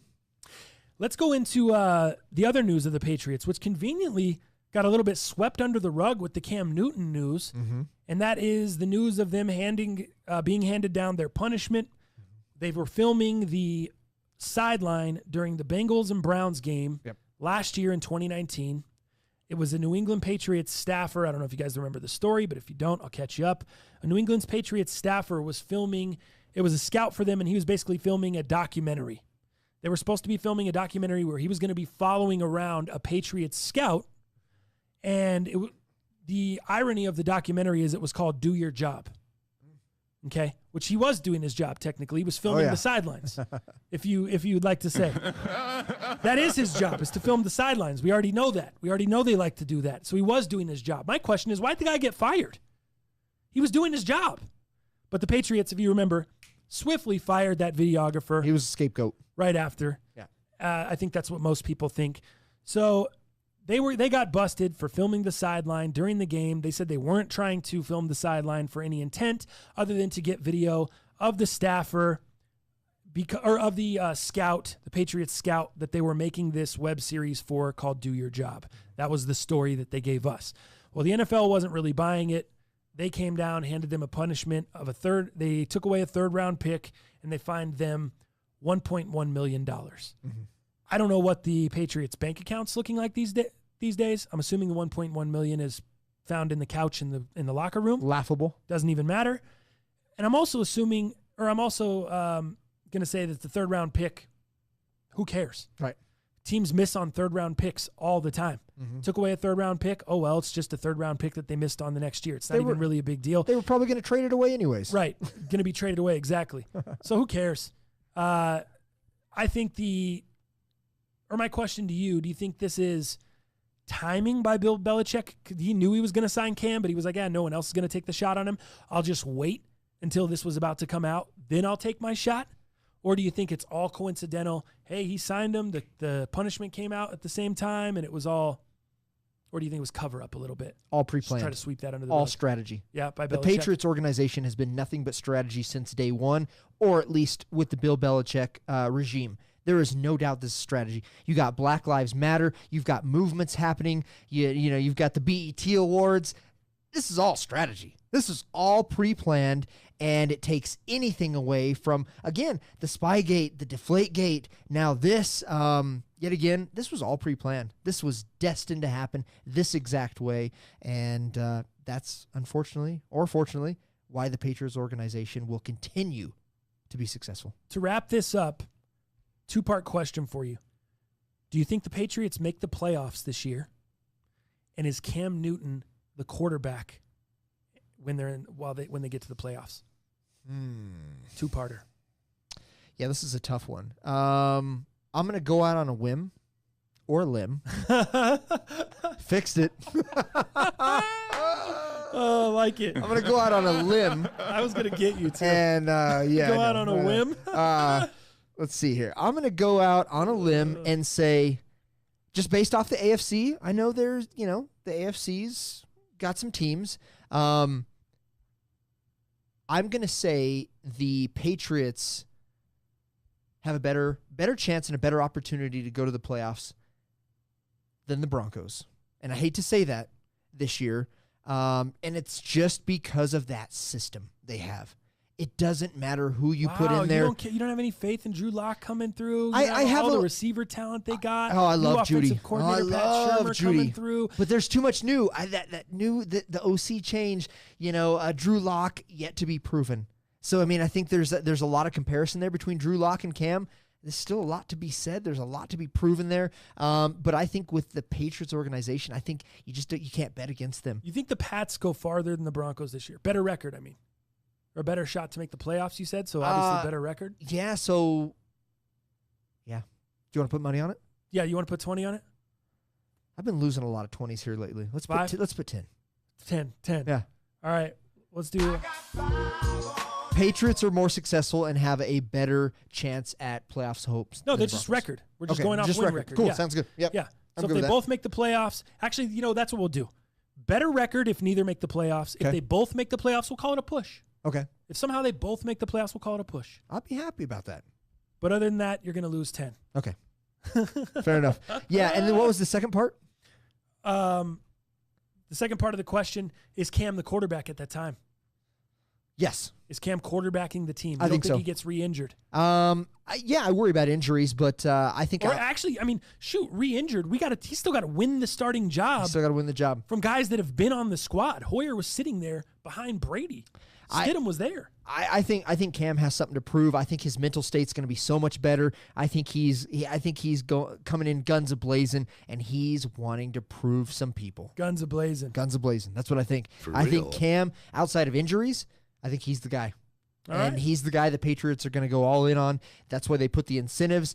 I haven't really seen the list of incentives and studied them too well, but I'm going to hope that they put it in his favor from some degree, and some of it is going to have to be work to get it. I think it's going to be a good marriage. I really do this year. Patriots made a great decision. Danny B. They did it with Matt Castle. Cam Newton's taking them to the AFC Championship at least. Woo-hoo. This guy. Who said that? That's a bold prediction. It's a guy. bold strategy, Cotton. Let's see if it pays off. for Danny him. B. Danny B said that. Yeah. Well, if you put money with me, you might as well throw it out there with Danny. Danny, you want to bet that they don't go to the AFC Championship? I'll even give you odds on that guy. Because he's betting. He's betting with his hometown pride. I will give you odds. I will give you 3-1. I'll pay $20. You pay me $20. If they don't make the AFC Championship, I'll pay you $60.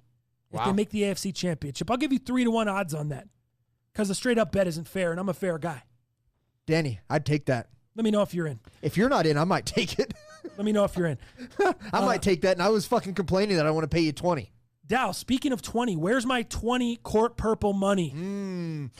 Yeah, that's John right. King. John King, I'm going to pay you today. So I paid Misha today because there's no way I was going to win that. Chunky Dunkies are what they are. Yeah. Court purples, you might still see those in store. Oh my gosh, you were clinging. Um, You're full by the fingernails. You're hanging on, Dow. Dude, maybe you and I should just go across the street to Aurora Mall and just take a look. And if they're not there, I'll pay John King his money. And just take a look. Oh my God. It's in a book. It's reading Rainbow. How about you take something else? That L on the way out. Take a look. This guy. AP, heading to New England to see my wife's family on Friday. Might have to stop by Gillette Stadium and drop a deuce on the 50-yard line. I would love that. Photos or it didn't happen, AP. All right. Photos or it didn't happen. I think Danny B's dodging your question. He says, that's if they play football at all. I think he's dodging the bet. Yeah, of course. Then it's a push, guy. If they don't play any football, it's a push. Yeah, of course. Nobody wins, nobody loses. I also have 20 with Winger. Winger finally came through. Oh, did he? Decided to throw down the twin, and we have a 20 on if Kaepernick is on a roster. Gotcha. If he's on a roster by game day. Dope. Speaking of Kaepernick, nice segue really quickly before we jump into sneakers. For one, what do you think? Do you think Cap is signed?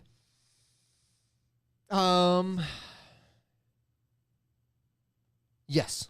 You I do think he's signed. I don't You think he's on a roster as well? I think he's on a roster. He does not start. You think I'm losing money, though? Yeah. He's on a roster? I think he's on a roster. Wow, guys. I think he's on a roster. I do. Well, speaking of my man, Colin Cap. I almost hope he does. Yeah. I'm not rooting against the guy. Now that I have money on it, I guess you could say, but I am per se. But. Based off what I saw, if I was an owner, I'm probably not signing him because I just didn't see enough. But that's me being me. That being said, I'd love to see somebody sign him and put him through the work, put him through the system, learn the system, and give him a chance. And week to week, try to get that starter. Do you want to go 20 on that with me? Yes. You are in for 20. Let's do it. I just got to stand by my word. Locked in. We're gambling. Stock market's in the toilet today. So again, I'm taking all action. Gotcha. I better pay John King. Whether we see corporals or not, I just better pay him so I can get shit off my back. Here's the reason I think you guys are fighting an uphill battle. We still have no idea from the last time we heard from Colin Kaepernick as far as football went. Mm-hmm. he wanted to be a starter. He went and met with Pete Carroll in Seattle. Mm-hmm. He met with a couple of different teams, and he wanted to be somewhere he's going to start. Do we know that he's okay with just being a backup?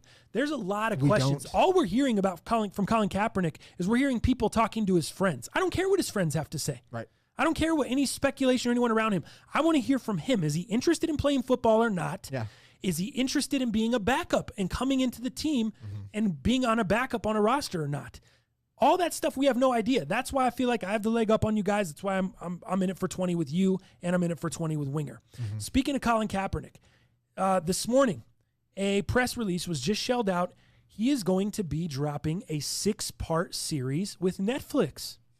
This is called Colin in Black and White. According to numerous reports, it'll be a 6-episode scripted drama that'll project from that is a project from Colin Kaepernick and filmmaker Ava DuVernay.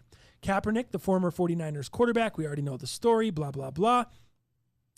The series will focus on Kaepernick's high school years and what led to activism and what made him a household name. So that's kind of what you're looking at there. Here's a direct quote from Kaepernick. "Too often we see race and black stories portrayed through a white lens," Kaepernick said via the Los Angeles Times. "We seek to give a new perspective to differing realities that black people face. We explore the racial conflicts I faced as an adopted black man in a white community during my high school years, and it's an honor to bring these stories to life in collaboration with Ava for the world to see." There's been no date yet released for the series or when the series is going to drop, but that is what we do know as of now. Interesting, right? Yeah, I mean, I'm intrigued. You gonna check it out? Yeah, I'll check it out. Check it out on Netflix. You still got Sure. Netflix? Oh, yeah. Netflix and chill? I got Netflix times 3. And by that, I mean 3 accounts. Ochi, do you want some smoke too? Are you trying to get in on this bet? Do you think he's not going to be on a hell no what?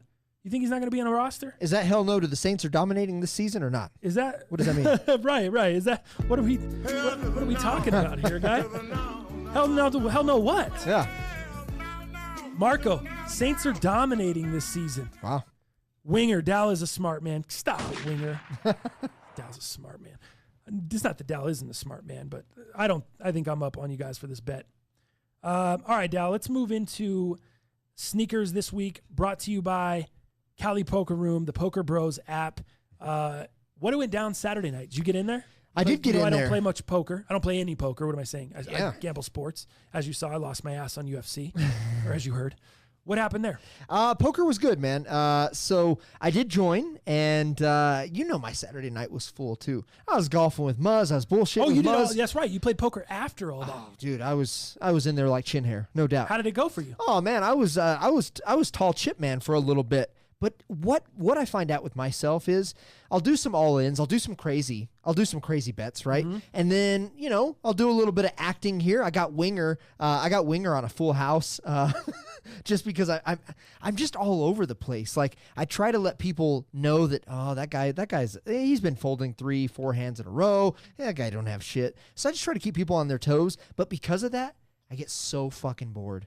Dude, I hate slow playing. I hate other people slow playing. I'm watching formulas of people folding like 10, 12 times in a row just to last longer. And I'm like, I'm so fucking pissed off. I hate it. I hate the game of poker because there's so many like mind fundamentals to it. And for me, I just get so bored, dude. So then I start getting aggressive. I start overplaying.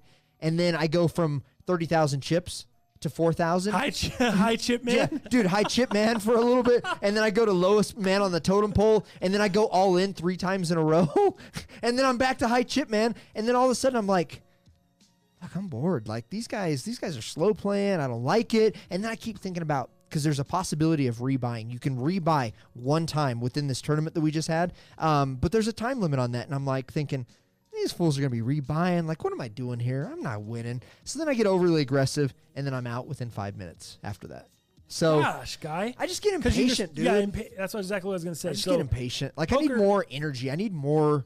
Dude, and that's why I don't play poker. You know me better than anyone. Yeah. I'm probably one of the most impatient cats. I don't like lines. Oh, I don't yeah, like standing around. You're like, impatient. What are we doing? Are we going somewhere? Are we not? Like, I need to know in my mind. I just can't do it. I can't do the patience. Patience is just... Not my thing. Not your virtue? Nope, not for me at all.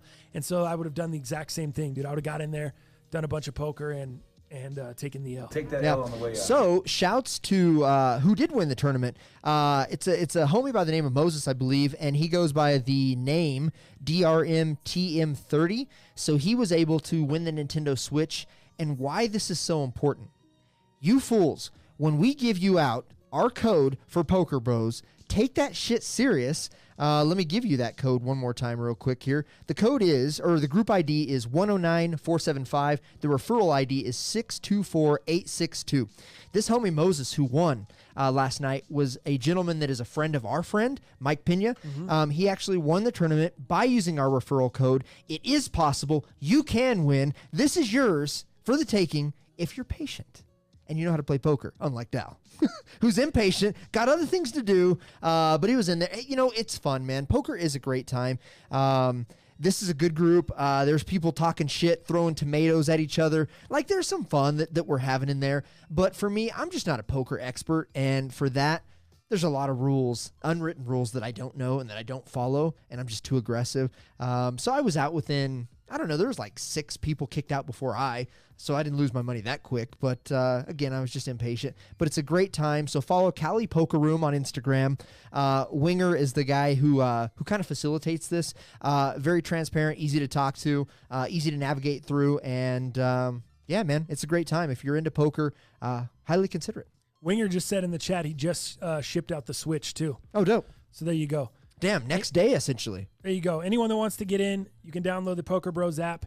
Use those codes that we just did, or that we just gave out here, or you can also just DM Winger on IG under Cali Poker Room, at Cali Poker Room. Follow them, shoot them a DM. You can get yourself in, win yourself some bread. All right, Dal, you want to start with the drop this morning? Sneakers. Yeah, let's do that, man. Let me get to it here. We looked at the, if you checked out the last episode, you know what I'm saying? We already had the tie-dyes in here. I'm giving the big flex, even though it wasn't me. It was Dal. He paid resale for the tie-dye Jordan 1s. Got them early so we could take a look at them. They dropped on, what was it, Friday or Saturday on Finish Line? Yeah, I believe it was Friday. Friday, okay, on Finish Line, and then they dropped today on the Sneakers app. But I thought they were supposed to drop on the 26th. Did you see that? It was pushed back, They pulled a little quick one on us. And bro. they did that with the Air Max Orange camos as well. Right.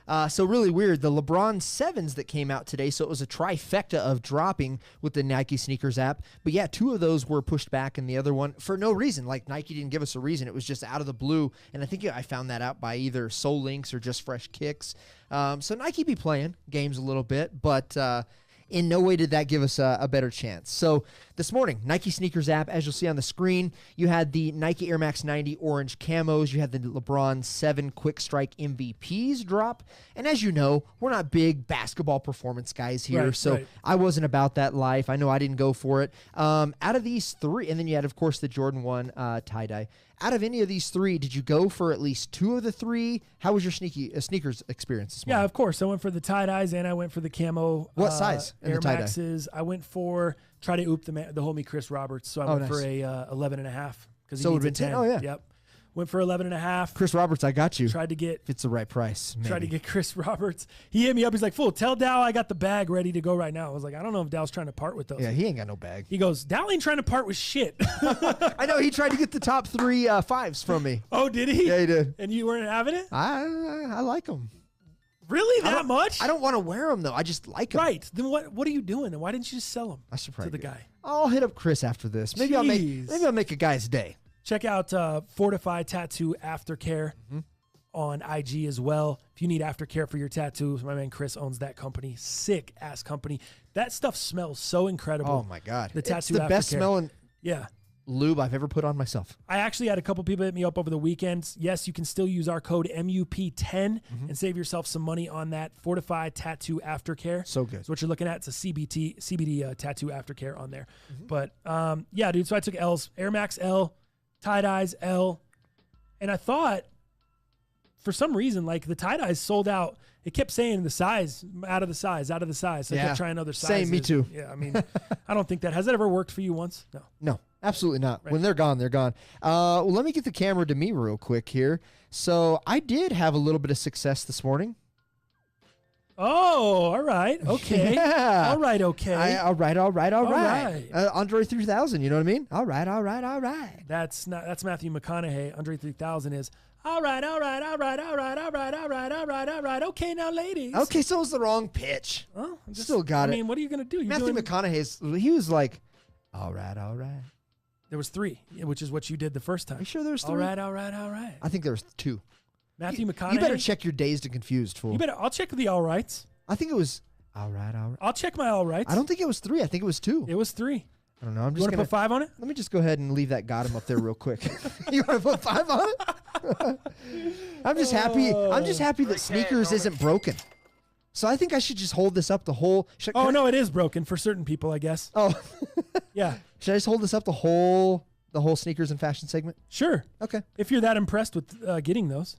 You know what? It's a Sneakers win. It's not the shoe. Actually, you got the other ones too, huh? You're 2 for 3. I find that interesting. 2 for 3 on those. Let me show you a little picture here. I'll get a little up close and personal here with you fools, because that's what we do here on the most underrated podcast. There you go. Look at this. Let me just give you a little this really quickly. Hit me. Let me just hit you with. I got my finger countdown. This is a compilation of a bunch.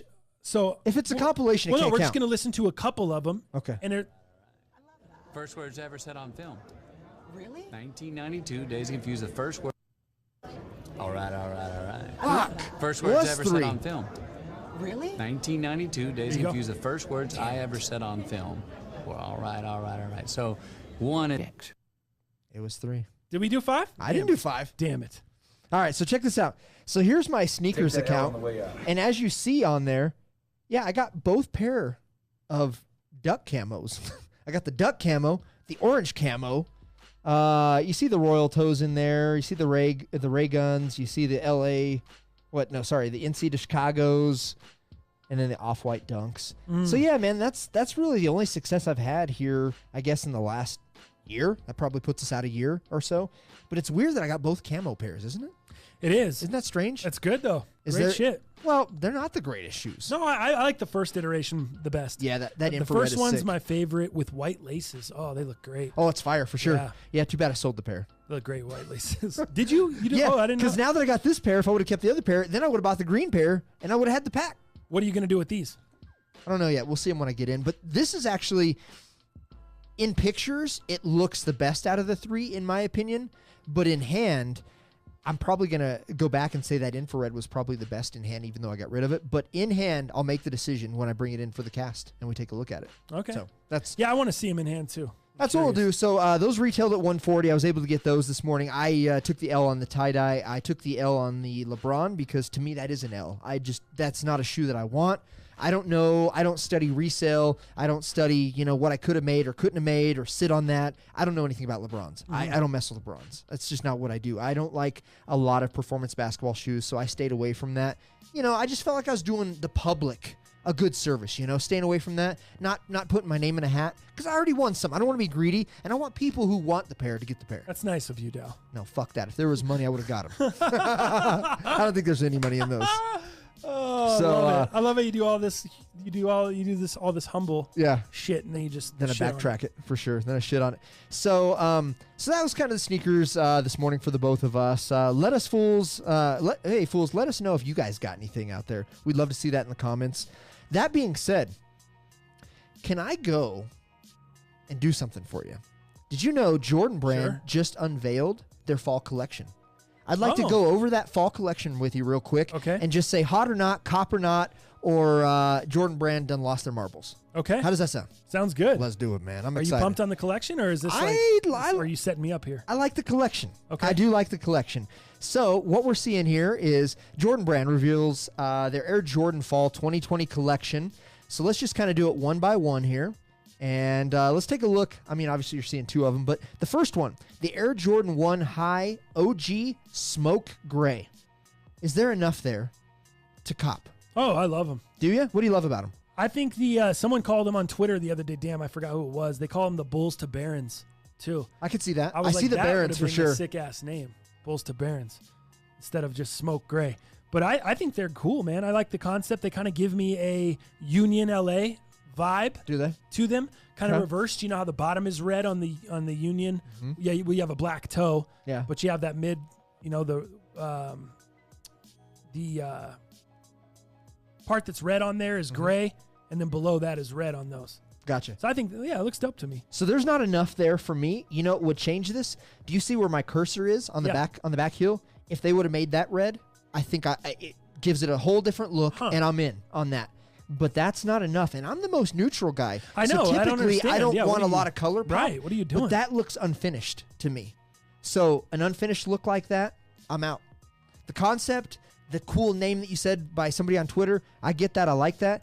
But if that back heel was red, I think it would just feel a lot more finished, complete. And for that, I'm out. You're in. Yeah. So what do you call that? 1 to 0, 0 to 1. Yeah, well, yeah, 1-0, I guess. All right, cool. I'm in. So yeah, so that's kind of that situation. This one, I'm interested because they're calling this one the Jordan 1 High OG Satin Snake. Now, that would give you the impression. Saw those earlier this year. Yeah, They're finally dropping, huh? That would give you the impression that there's satin somewhere. I can't really see satin, at least on the outer. So on the inner, do you have satin on the inside? Do you have satin on the tongue? Why does that name make sense if it doesn't have satin? Now, I don't feel like those scales could have a satin material behind it. Call me crazy, but I'm waiting to see the satin. But outside of that, the colorway, the black, they did what they should have done with the red on the first one that we showed. So they have the black on the top and they have the black on the back. And the Nike swoosh is black. I think this is a complete shoe. It feels good. The colorway is great. You got some Chicago vibes. You got that snake skin on there. So you have some different quality materials on there. And if they have a satin liner at least in there, or the tongue is satin, this is a cop for me. Why so it doesn't bother you at all that it says satin, but you can't see satin? It does a little bit. That's why I said I hope that there's some on the tongue or some on the inside, like the tie-dyes have that kind of satiny material on the inside where you put your foot in. As long as there's some satin on there, I'm all in. But if not, I don't understand it. I don't get it. Why didn't they have a better name? And then for that, I might just be like, no, you know what? Fuck your satin snake. Get it out of my face. For that reason, I'm out. What do you think? Here's the thing. I don't care about it. Here's what I care about. Can you tell me the answer to this question? Are they going to help the resale value of the satin black toes that I have sitting at my house?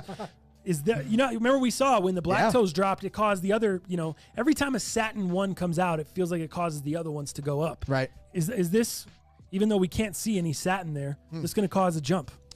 Yes, if there That's what is. I need in my life. I need that jump. If there is some satin in there, there should be reason for a jump. Neighborhood, however, says because they're going to be satin on them shelves. I think they're going to go, dude. I think so. I think those are going to be. I think people are going to love these, Me too. especially I think they're sick. the Last Dance. You have so much Chicago vibes on this. Right. It's going to go. Plus, it has that shoe surgeon type of vibe, which a Sure lot of does. people can't afford the shoes Yeah. the shoe surgeon is doing. People want custom looking shoes, but they don't want people customizing the shoes, if that makes sense. They want more of like a factory custom, and that's what the shoe surgeon does, right? And that's what this is. I think these are going to go. Yeah, I think so too. These are going to go for I sure. don't think there's no sitting on those, bro. So you're in. Yeah, I like those. So you like both. Yeah. We're on a good start for you. We're in a good start. Well, I don't think this one's going to be any different. The Biohack, which we've talked about. Love it. Yeah. This is a great shoe. I'm in. Again, replicating the Undefeated Dunk that came out years ago. I think this shoe is great. So many colors, so much pop. You've got the tongue that has obviously the baseball stitching on it with the Nike logo. I think this shoe is great. And to have like a really green midsole, I don't have anything like that. I don't have anything that resembles this shoe one bit. You've got Travis Scott looking. You've got Dunk feel. You've got Dr. Frankenstein feel. You've got Nickelodeon slime midsole feel. What about Dr. Feelgood? Oh, yeah. Yeah. and Oh, you got Dr. some Feelgood. crew in there for sure.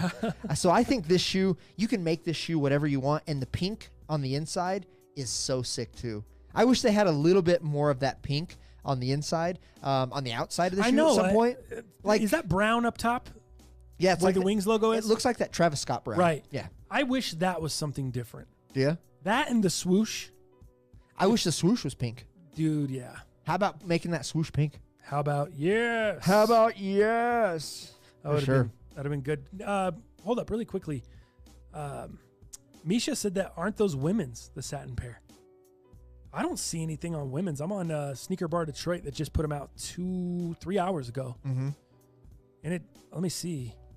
Oh, is it a women's exclusive? On the update, $629. Damn. Jordan Brand provides us an official look. Air Jordan 1 High OG women's, bro. Gotcha. So they're not even going to have your size. Rats. Well, we don't know for sure. Maybe they're extended sizing. Dude, looking at these, looking at all the pictures on them, these give me such a homage to home vibe. Mm-hmm. Oh, they give me crazy homage to home vibe, except instead of being split down the middle, they're split almost in half. Right. Or on the back quarter panel, I guess. Yeah. Oh, dude, those are going to fly. I think they're sick, man. So, yeah, hopefully I can get my size. And I even think if you so do we still have an affiliation with Rope Lace Supply? I have to check on that. Check on that. I'll get back to you. Because maybe you go to Rope Lace Supply and you get some of those like leather wax laces. Man, give it that complete shoe surgeon Why feel. wouldn't they come with that? I think that would be super sick. Yeah, dude. Why wouldn't they? Those should drop with leather laces. You know what? As we talk about this might be my favorite pair. You know what I'm looking at, bro? What are you looking at? The laces that they look like they come with on these photos, the official images. Yeah. It looks like they're the shitty black laces that came with the NC to Chicago. Oh, the pair. lint lickers? The women are getting effed on the laces, dude. Well, the tie-dye laces aren't any better. Right, that's what I'm saying. Those are all the same. And the royal toes? Women are not getting lace love at all. So they're getting exclusive colorways, but they're not getting love on the laces. They're getting cheap, crappy laces. They're getting wasted. No on extras? laces. None. Yeah. None. Man, yeah, that's what it looks like. Looks like those crappy black NC to Chicago ones. Those were the worst laces ever. Just give us a regular flat black lace. Yeah. Why those poopy cheap? Because they did that. Where you can almost squeeze them and feel the middle. Right. They did that on the royal toes as well, and didn't give us a second set of lace. I wonder how much money Jordan Brand's saving. And they're up in the price. Meanwhile, what a butthole! They're jumping the price 170. Yeah. Jeez. Sweet. Nice move, nerds. Nerds. All right, how about the next one? So the Air Jordan 1 High metallic silver. Now this one I think is a women's or a like a kids colorway. I think on this, like a youngsters, like maybe a junior or a kids. So I don't think we need to spend too much time with that. Yeah. Metallic, I'm never really in. No. Silver, copper, bronze, none of that shit hits for me. So for that, I think we'll just move on. For that reason, I'm out. Now, here's an official women's. This is the Air Jordan 6 women's. It doesn't list a colorway on this, but for those that may look a little washed out, it is a very dark gray upper with a really, really light gray upper, and it fits really well. When you look at it in person, you've got a really light gray tongue, and you almost have like the cream white pull tab on the back. So I think the colors actually look pretty good. It doesn't have the Oreo vibes that we've seen with past releases with like the grays and the blacks. This is just a very neutral, lot of dark grays and a lot of light grays with a little bit of black paint on the midsole.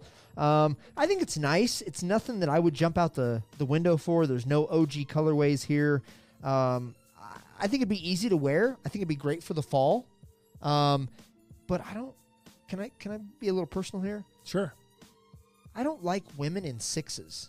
I think, and it's tough, man. I just think. Damn, you're going deep on this. It's tough, man. I think sixes. For you. I think sixes on women. They just make women's feet look too big, and it just is not appealing. It's appalling, and it's just what I see in my eye. It doesn't matter if it's a skinny woman, if it's a mid-sized woman, if it's a big woman. It doesn't matter. It just sixes on women to me just don't look so great, and maybe that's because ones look so fantastic on women. Oh man, I just don't like sixes on women, and I don't really like sixes on guys unless you have them like super unlaced, like Travis Scott's. Some of them look pretty good, but I just think about how uncomfortable sixes are too, and I just feel bad for people that wear them. Yeah, I don't have any preference on as far as other people wearing them, just not for me. Yeah. Definitely not for me. I think sixes are a great shoe to like sit there and look at in hand, Right. but once you put them on, they're so tough. These have some Raider vibes Tough to too, make look good. a Yeah, little bit. right. I mean, especially with the black, because they do have a little bit of black on the midsole. So the black and gray, it just takes me back to the Raiders. So for that, I'm not huge into this. I think this will be the first women's colorway that I probably stay away from, just because, again, it doesn't mean anything to me. So Out on that. I'm out on that. Next. Look at this women's colorway. I think this is kind of nice. Now, this almost looks like the Kobe PE, the 3, if they would have had some purple in this. As of right now, I don't see any purple. I just see the blacks, and I see the, as they call it, the laser orange. It looks a little bit yellow to me, but I think it will be more orange when the shoe comes out. Again, I'm not a big 3 guy. I do like some of my luck. I love the black cements. I love the Unites that we pick up, even though I still have mine dead stock. These, though, they don't really mean anything. So I don't know. They don't speak to me. What about you? Neither of those pairs. Too much white on both of them. Yeah. I'm just not a man. It's just so bad. White shoes, especially 3s. These will be creased out the box. 3s, 4s, 5s. Yeah. The white, they just never crease well. Right. They never do.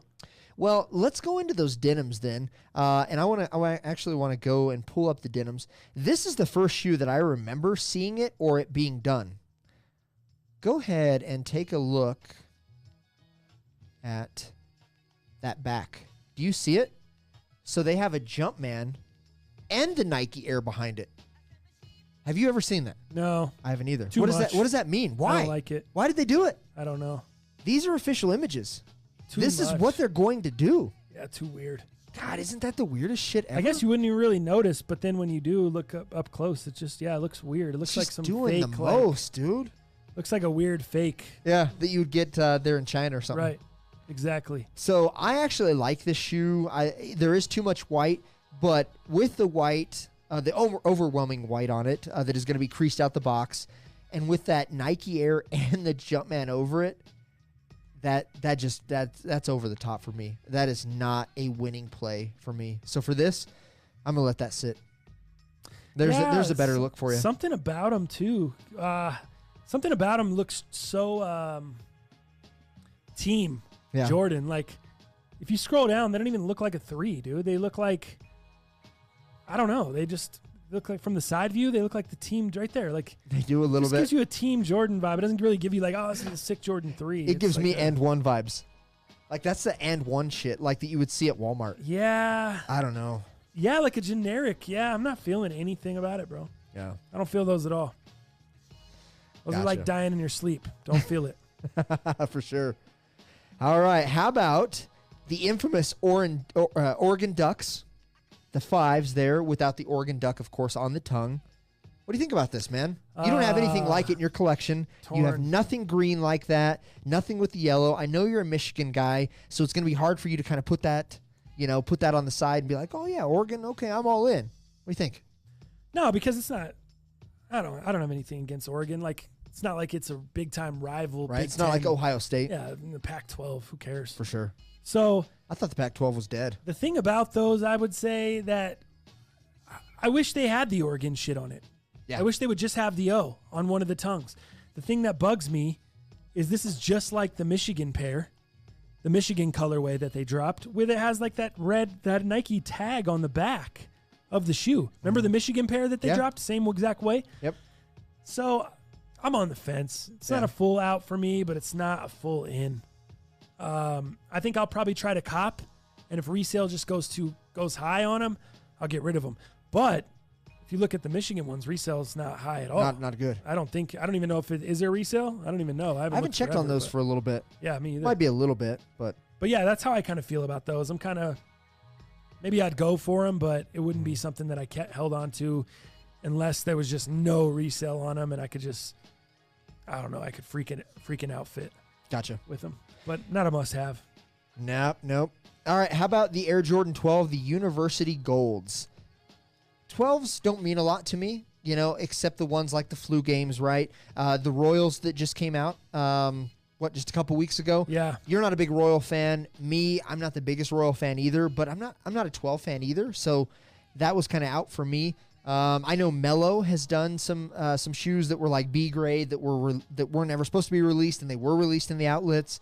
12s, I'm just not a big fan of. I don't know how they perform on the basketball court. They may be pretty good performance shoes, but for me, I just don't think 12s look good, even from the taxis to, I'm trying to think of all the more sought-after pairs aside from the flu games. Flu games and taxis, all I can really think of. Obviously, there's a taxi already. Those should be nicknamed the taxis. Those should be the taxis. I mean, the NYC taxis. Right. No, on those, I think that's a cop for me, just because I think if you hang on to those, those are going to have pretty good resale value. Why do you think? Because, dude, a black and yellow, I mean, look at Steeler Nation. Look how well those fools travel. Terrible towels everywhere. Not to mention, that's just Steelers. Then you go Penguins fans. Then you go Pirates fans. Then you go every sport over there is black and yellow. You know what I mean? Yeah. So I think those, I mean, it's not like a shoe I would cop to wear, but maybe, I don't know. They look pretty, I'm into them. You know what? That colorway, I do like one of the best. Yeah, obviously, I like the Flu Games the best because there's obviously a story there too. But black and yellow is not a bad color to wear. I don't like the 12 model, so that's kind of why I'm out on that. But I don't hate the colorway. But for me, I'm definitely saving my money. But I'd love for you to buy them, and so we could take a look at them. I'll wear some 12s. I think that'd be sick. I'll wear some 12s. You look like a 12 guy. Yeah. You're the 12th man. 12s are good, dude, because 12s, I mean, I've seen 12s look good with shorts. I've seen 12s for look sure. good with jeans. Yeah. 12s look good with shorts. 12s are good, man. For sure. The one below it, indigo blues. I don't. No, it's too much white. Midsole white. Cream. No. I don't mess with those. For that reason, I'm out. Those look awful to me. Yeah, not a must cop for me either. Awful to me. So let's move on from those. 13s, I'm not a big 13 guy. I get it. I know there's a lot of people who do love the 13s. The leather is usually pretty good, as you can see there. But I'm worried that that's going to have like that suede midsole that 3 just did a while back. You know, the gray 3 with the like Volt. Yes. I'm worried there's going to be some suede midsole on that. I hope not. I don't know for sure. But it does have a little resemblance of a Ray Allen PE. Yeah. So I can see kind of the Ray Allen PE look and feel to that. But outside of that, if that doesn't mean anything to you, if you're not a Sonics fan back in the day, this isn't a must-have. Again, I don't like overwhelmingly white shoes. I just don't do well with those. Yeah, that's a lot of the 13s too. Yeah. Yep. I'm not a must-have for me.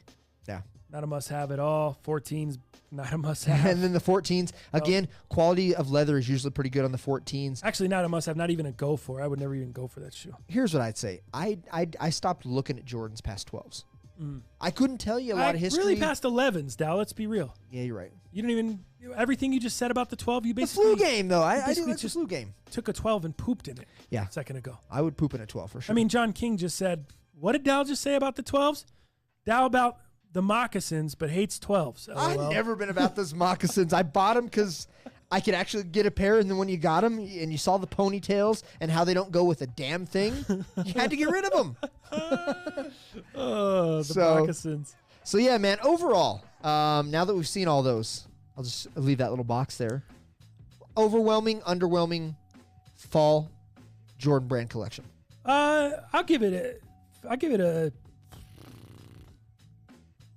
60%. That's what I'm saying. I was going to say 6 out of 10 for me. Yeah. 6.5, I might go a little bit. There's cool on all the ones. I like the 3 pairs of ones. Yeah. Outside of the kid pair, obviously. And then I'm on the fence on the Oregons, and I like the 12s, the yellow 12s. What's the nickname for those? I was going to say the taxis. Oh yeah, the University Golds. University Gold. Yeah.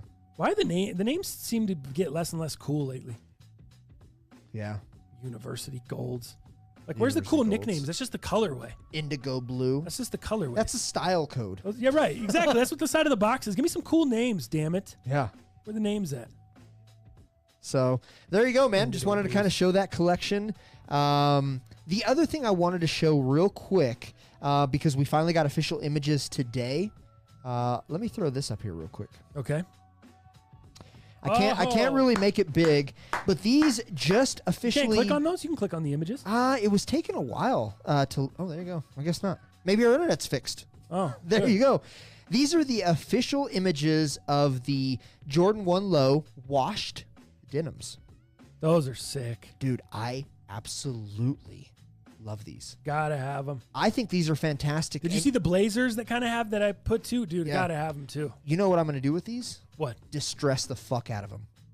Like, are you going to go biking or skateboarding, or you're going to do it with the razor? I think, I don't know, however I can get them distressed, but dude, if these have a distressed denim, if I can make that distressed denim, like some people were doing with those Jordan 6 denims.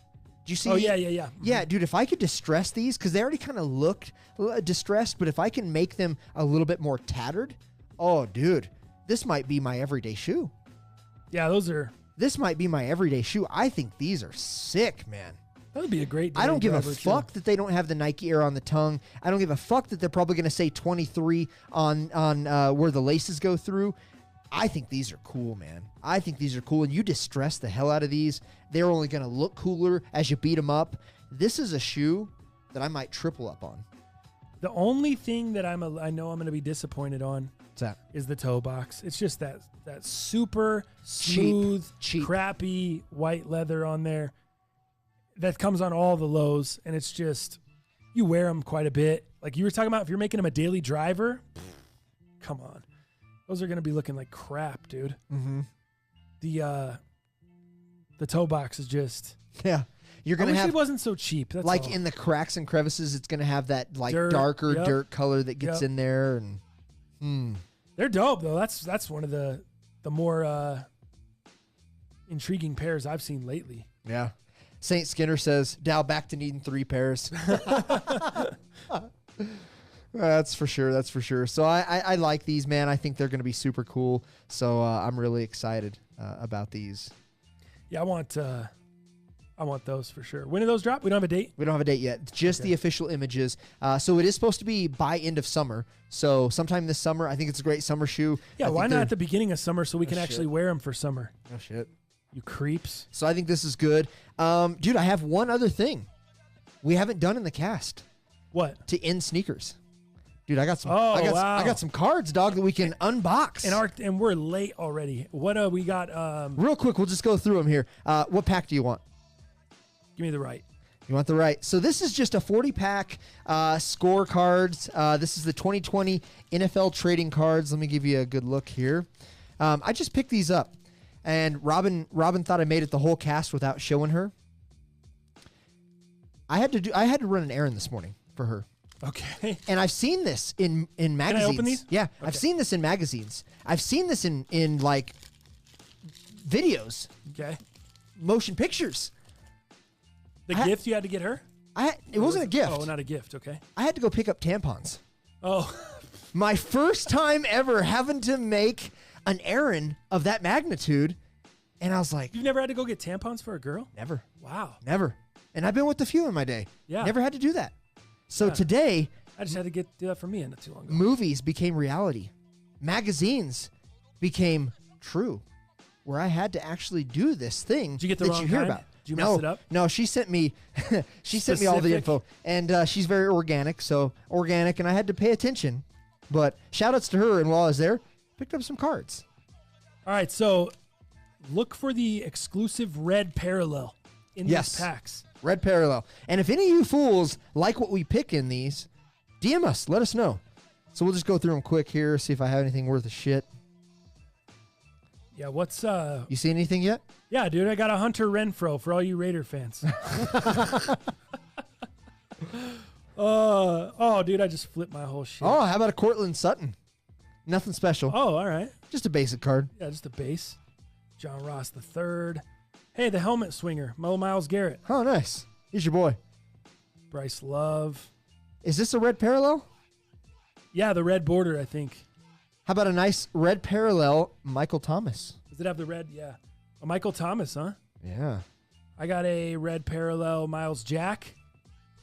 Bam. Nice. And a Bradley Chubb. Ooh, that might be worth something. Red parallel. Yeah. What about a Raheem Mostert red parallel? Raheem Mostert. Raheem. Came on, huh? What about... I don't even know who this is. Isaiah Hodgins, rookie out of Oregon State. He's in his college football uniform. Who's this guy even get drafted by? Oh, weird. Is that Oregon State Beavers? Yeah. Isaiah Hodgins. Oh, let's see. Only Washington, blah, blah, blah, blah, blah. Fun fact, Isaiah would like to be a lawyer one day. That's neat, but who does he play for now? Doesn't say. Oh, that's a rookie card, too. Right. It just gives you all his rookie stats, or his stats at Oregon. No, Somebody look up Isaiah Hodgins. Dude, I've got one of those, too. Tight end, Harrison Bryant. Oh. I don't even know what college that is. Florida Atlantic. Oh, look at this game face Aaron Donald. Oh, that one's tight. Real quick. That's a beast right there. That one's tight. That might be a pull. That might be a pull. Dude, what about this? Green Bay Packers. Adrian Amos, Blake Martinez, and Kevin King in the score 3D. Oh, little triple up. Little Packer action for you fools out there. Nice. It's kind of cool. And in the zone, Austin Eckler. Ooh, I got in the zone Nick Bosa. Nick Bosa, that's good. Nick Bosa. Bosa and Eckes. Oh, there you go. There's a game face. Oh, Lamar Jackson. That's worth money. Lamar Jackson game face. That might be worth $4. Let's go. I like that. We're just looking at all the big ones, not all these base cards. A next level, Will Fuller. Let's hope he can stay healthy. Yeah, no doubt.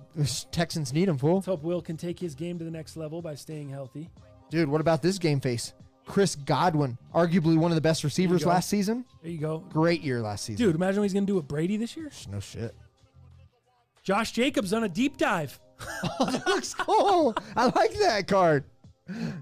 Las Vegas Raider fans. Deep dive. Josh Jacobs taking a deep dive into the pool on that one. Hey, speaking of your boy Brady, in the zone. Oh, and Brady. I in the zone. No Bucks, huh? No Bucks there. Still Pat. The next level, Darren Waller. Remember, he really came on. Gosh, did you score last year if you picked up Darren Waller in the preseason? Oh, no shit. He ended up being a tight end gold. All right. AP, come at me. An in the zone, Patty Mahomes. Oh, Patty Big Gun. AP. There you go. Has your name on it.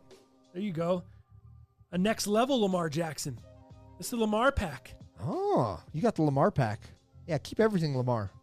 There you go. How about in the zone with Nick Chubb? I got an in the zone Aaron Donald. That's 2 Aaron Donald pulls for me. Nice. Nick Chubb, huh? A game face, Kyler Murray. Oh, that one's dope. It's a good card. There you go. Let's see. I'm just looking to see. A huddle up card. It's just the Saints in a huddle. That's worth nothing. How about this one? Deshaun Watson on the deep dive. On the deep dive. Deshaun Watson. Nice. He's diving into the end zone. That's sick. Nice. Dude, is that another in the zone Lamar Jackson? Did I have an in the zone before? No, it was something else. It was maybe a game face. This is my 3rd Lamar Jackson. It's a nice Lamar Jackson pack.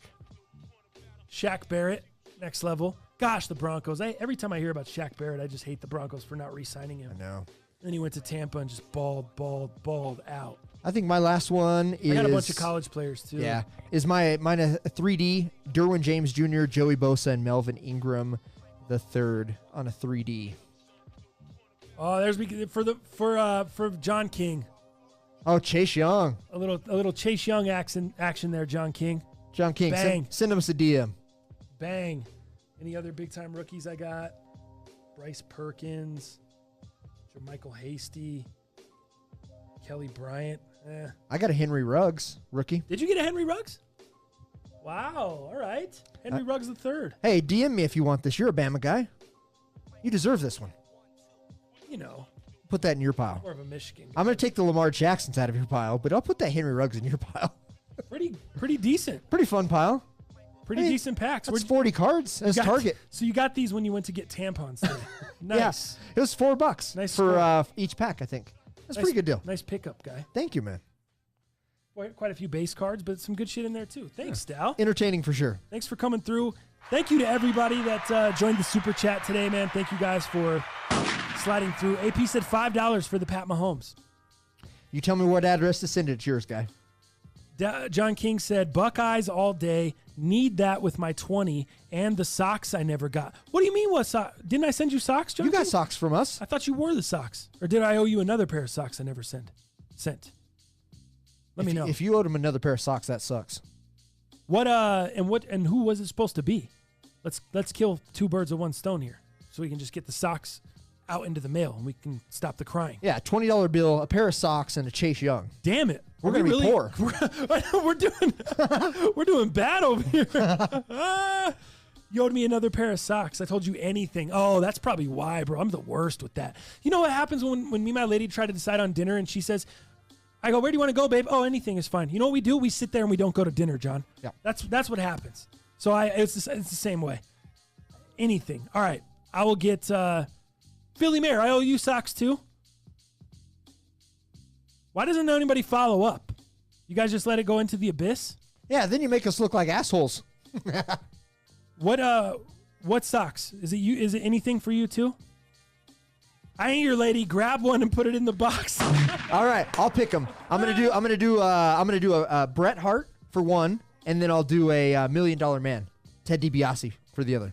All right. How does that sound? Well, that's like a combo. Actually, wait. I think we have separates back there. Yeah, I think you're right. I think we have separates. Whatever we got. Cool.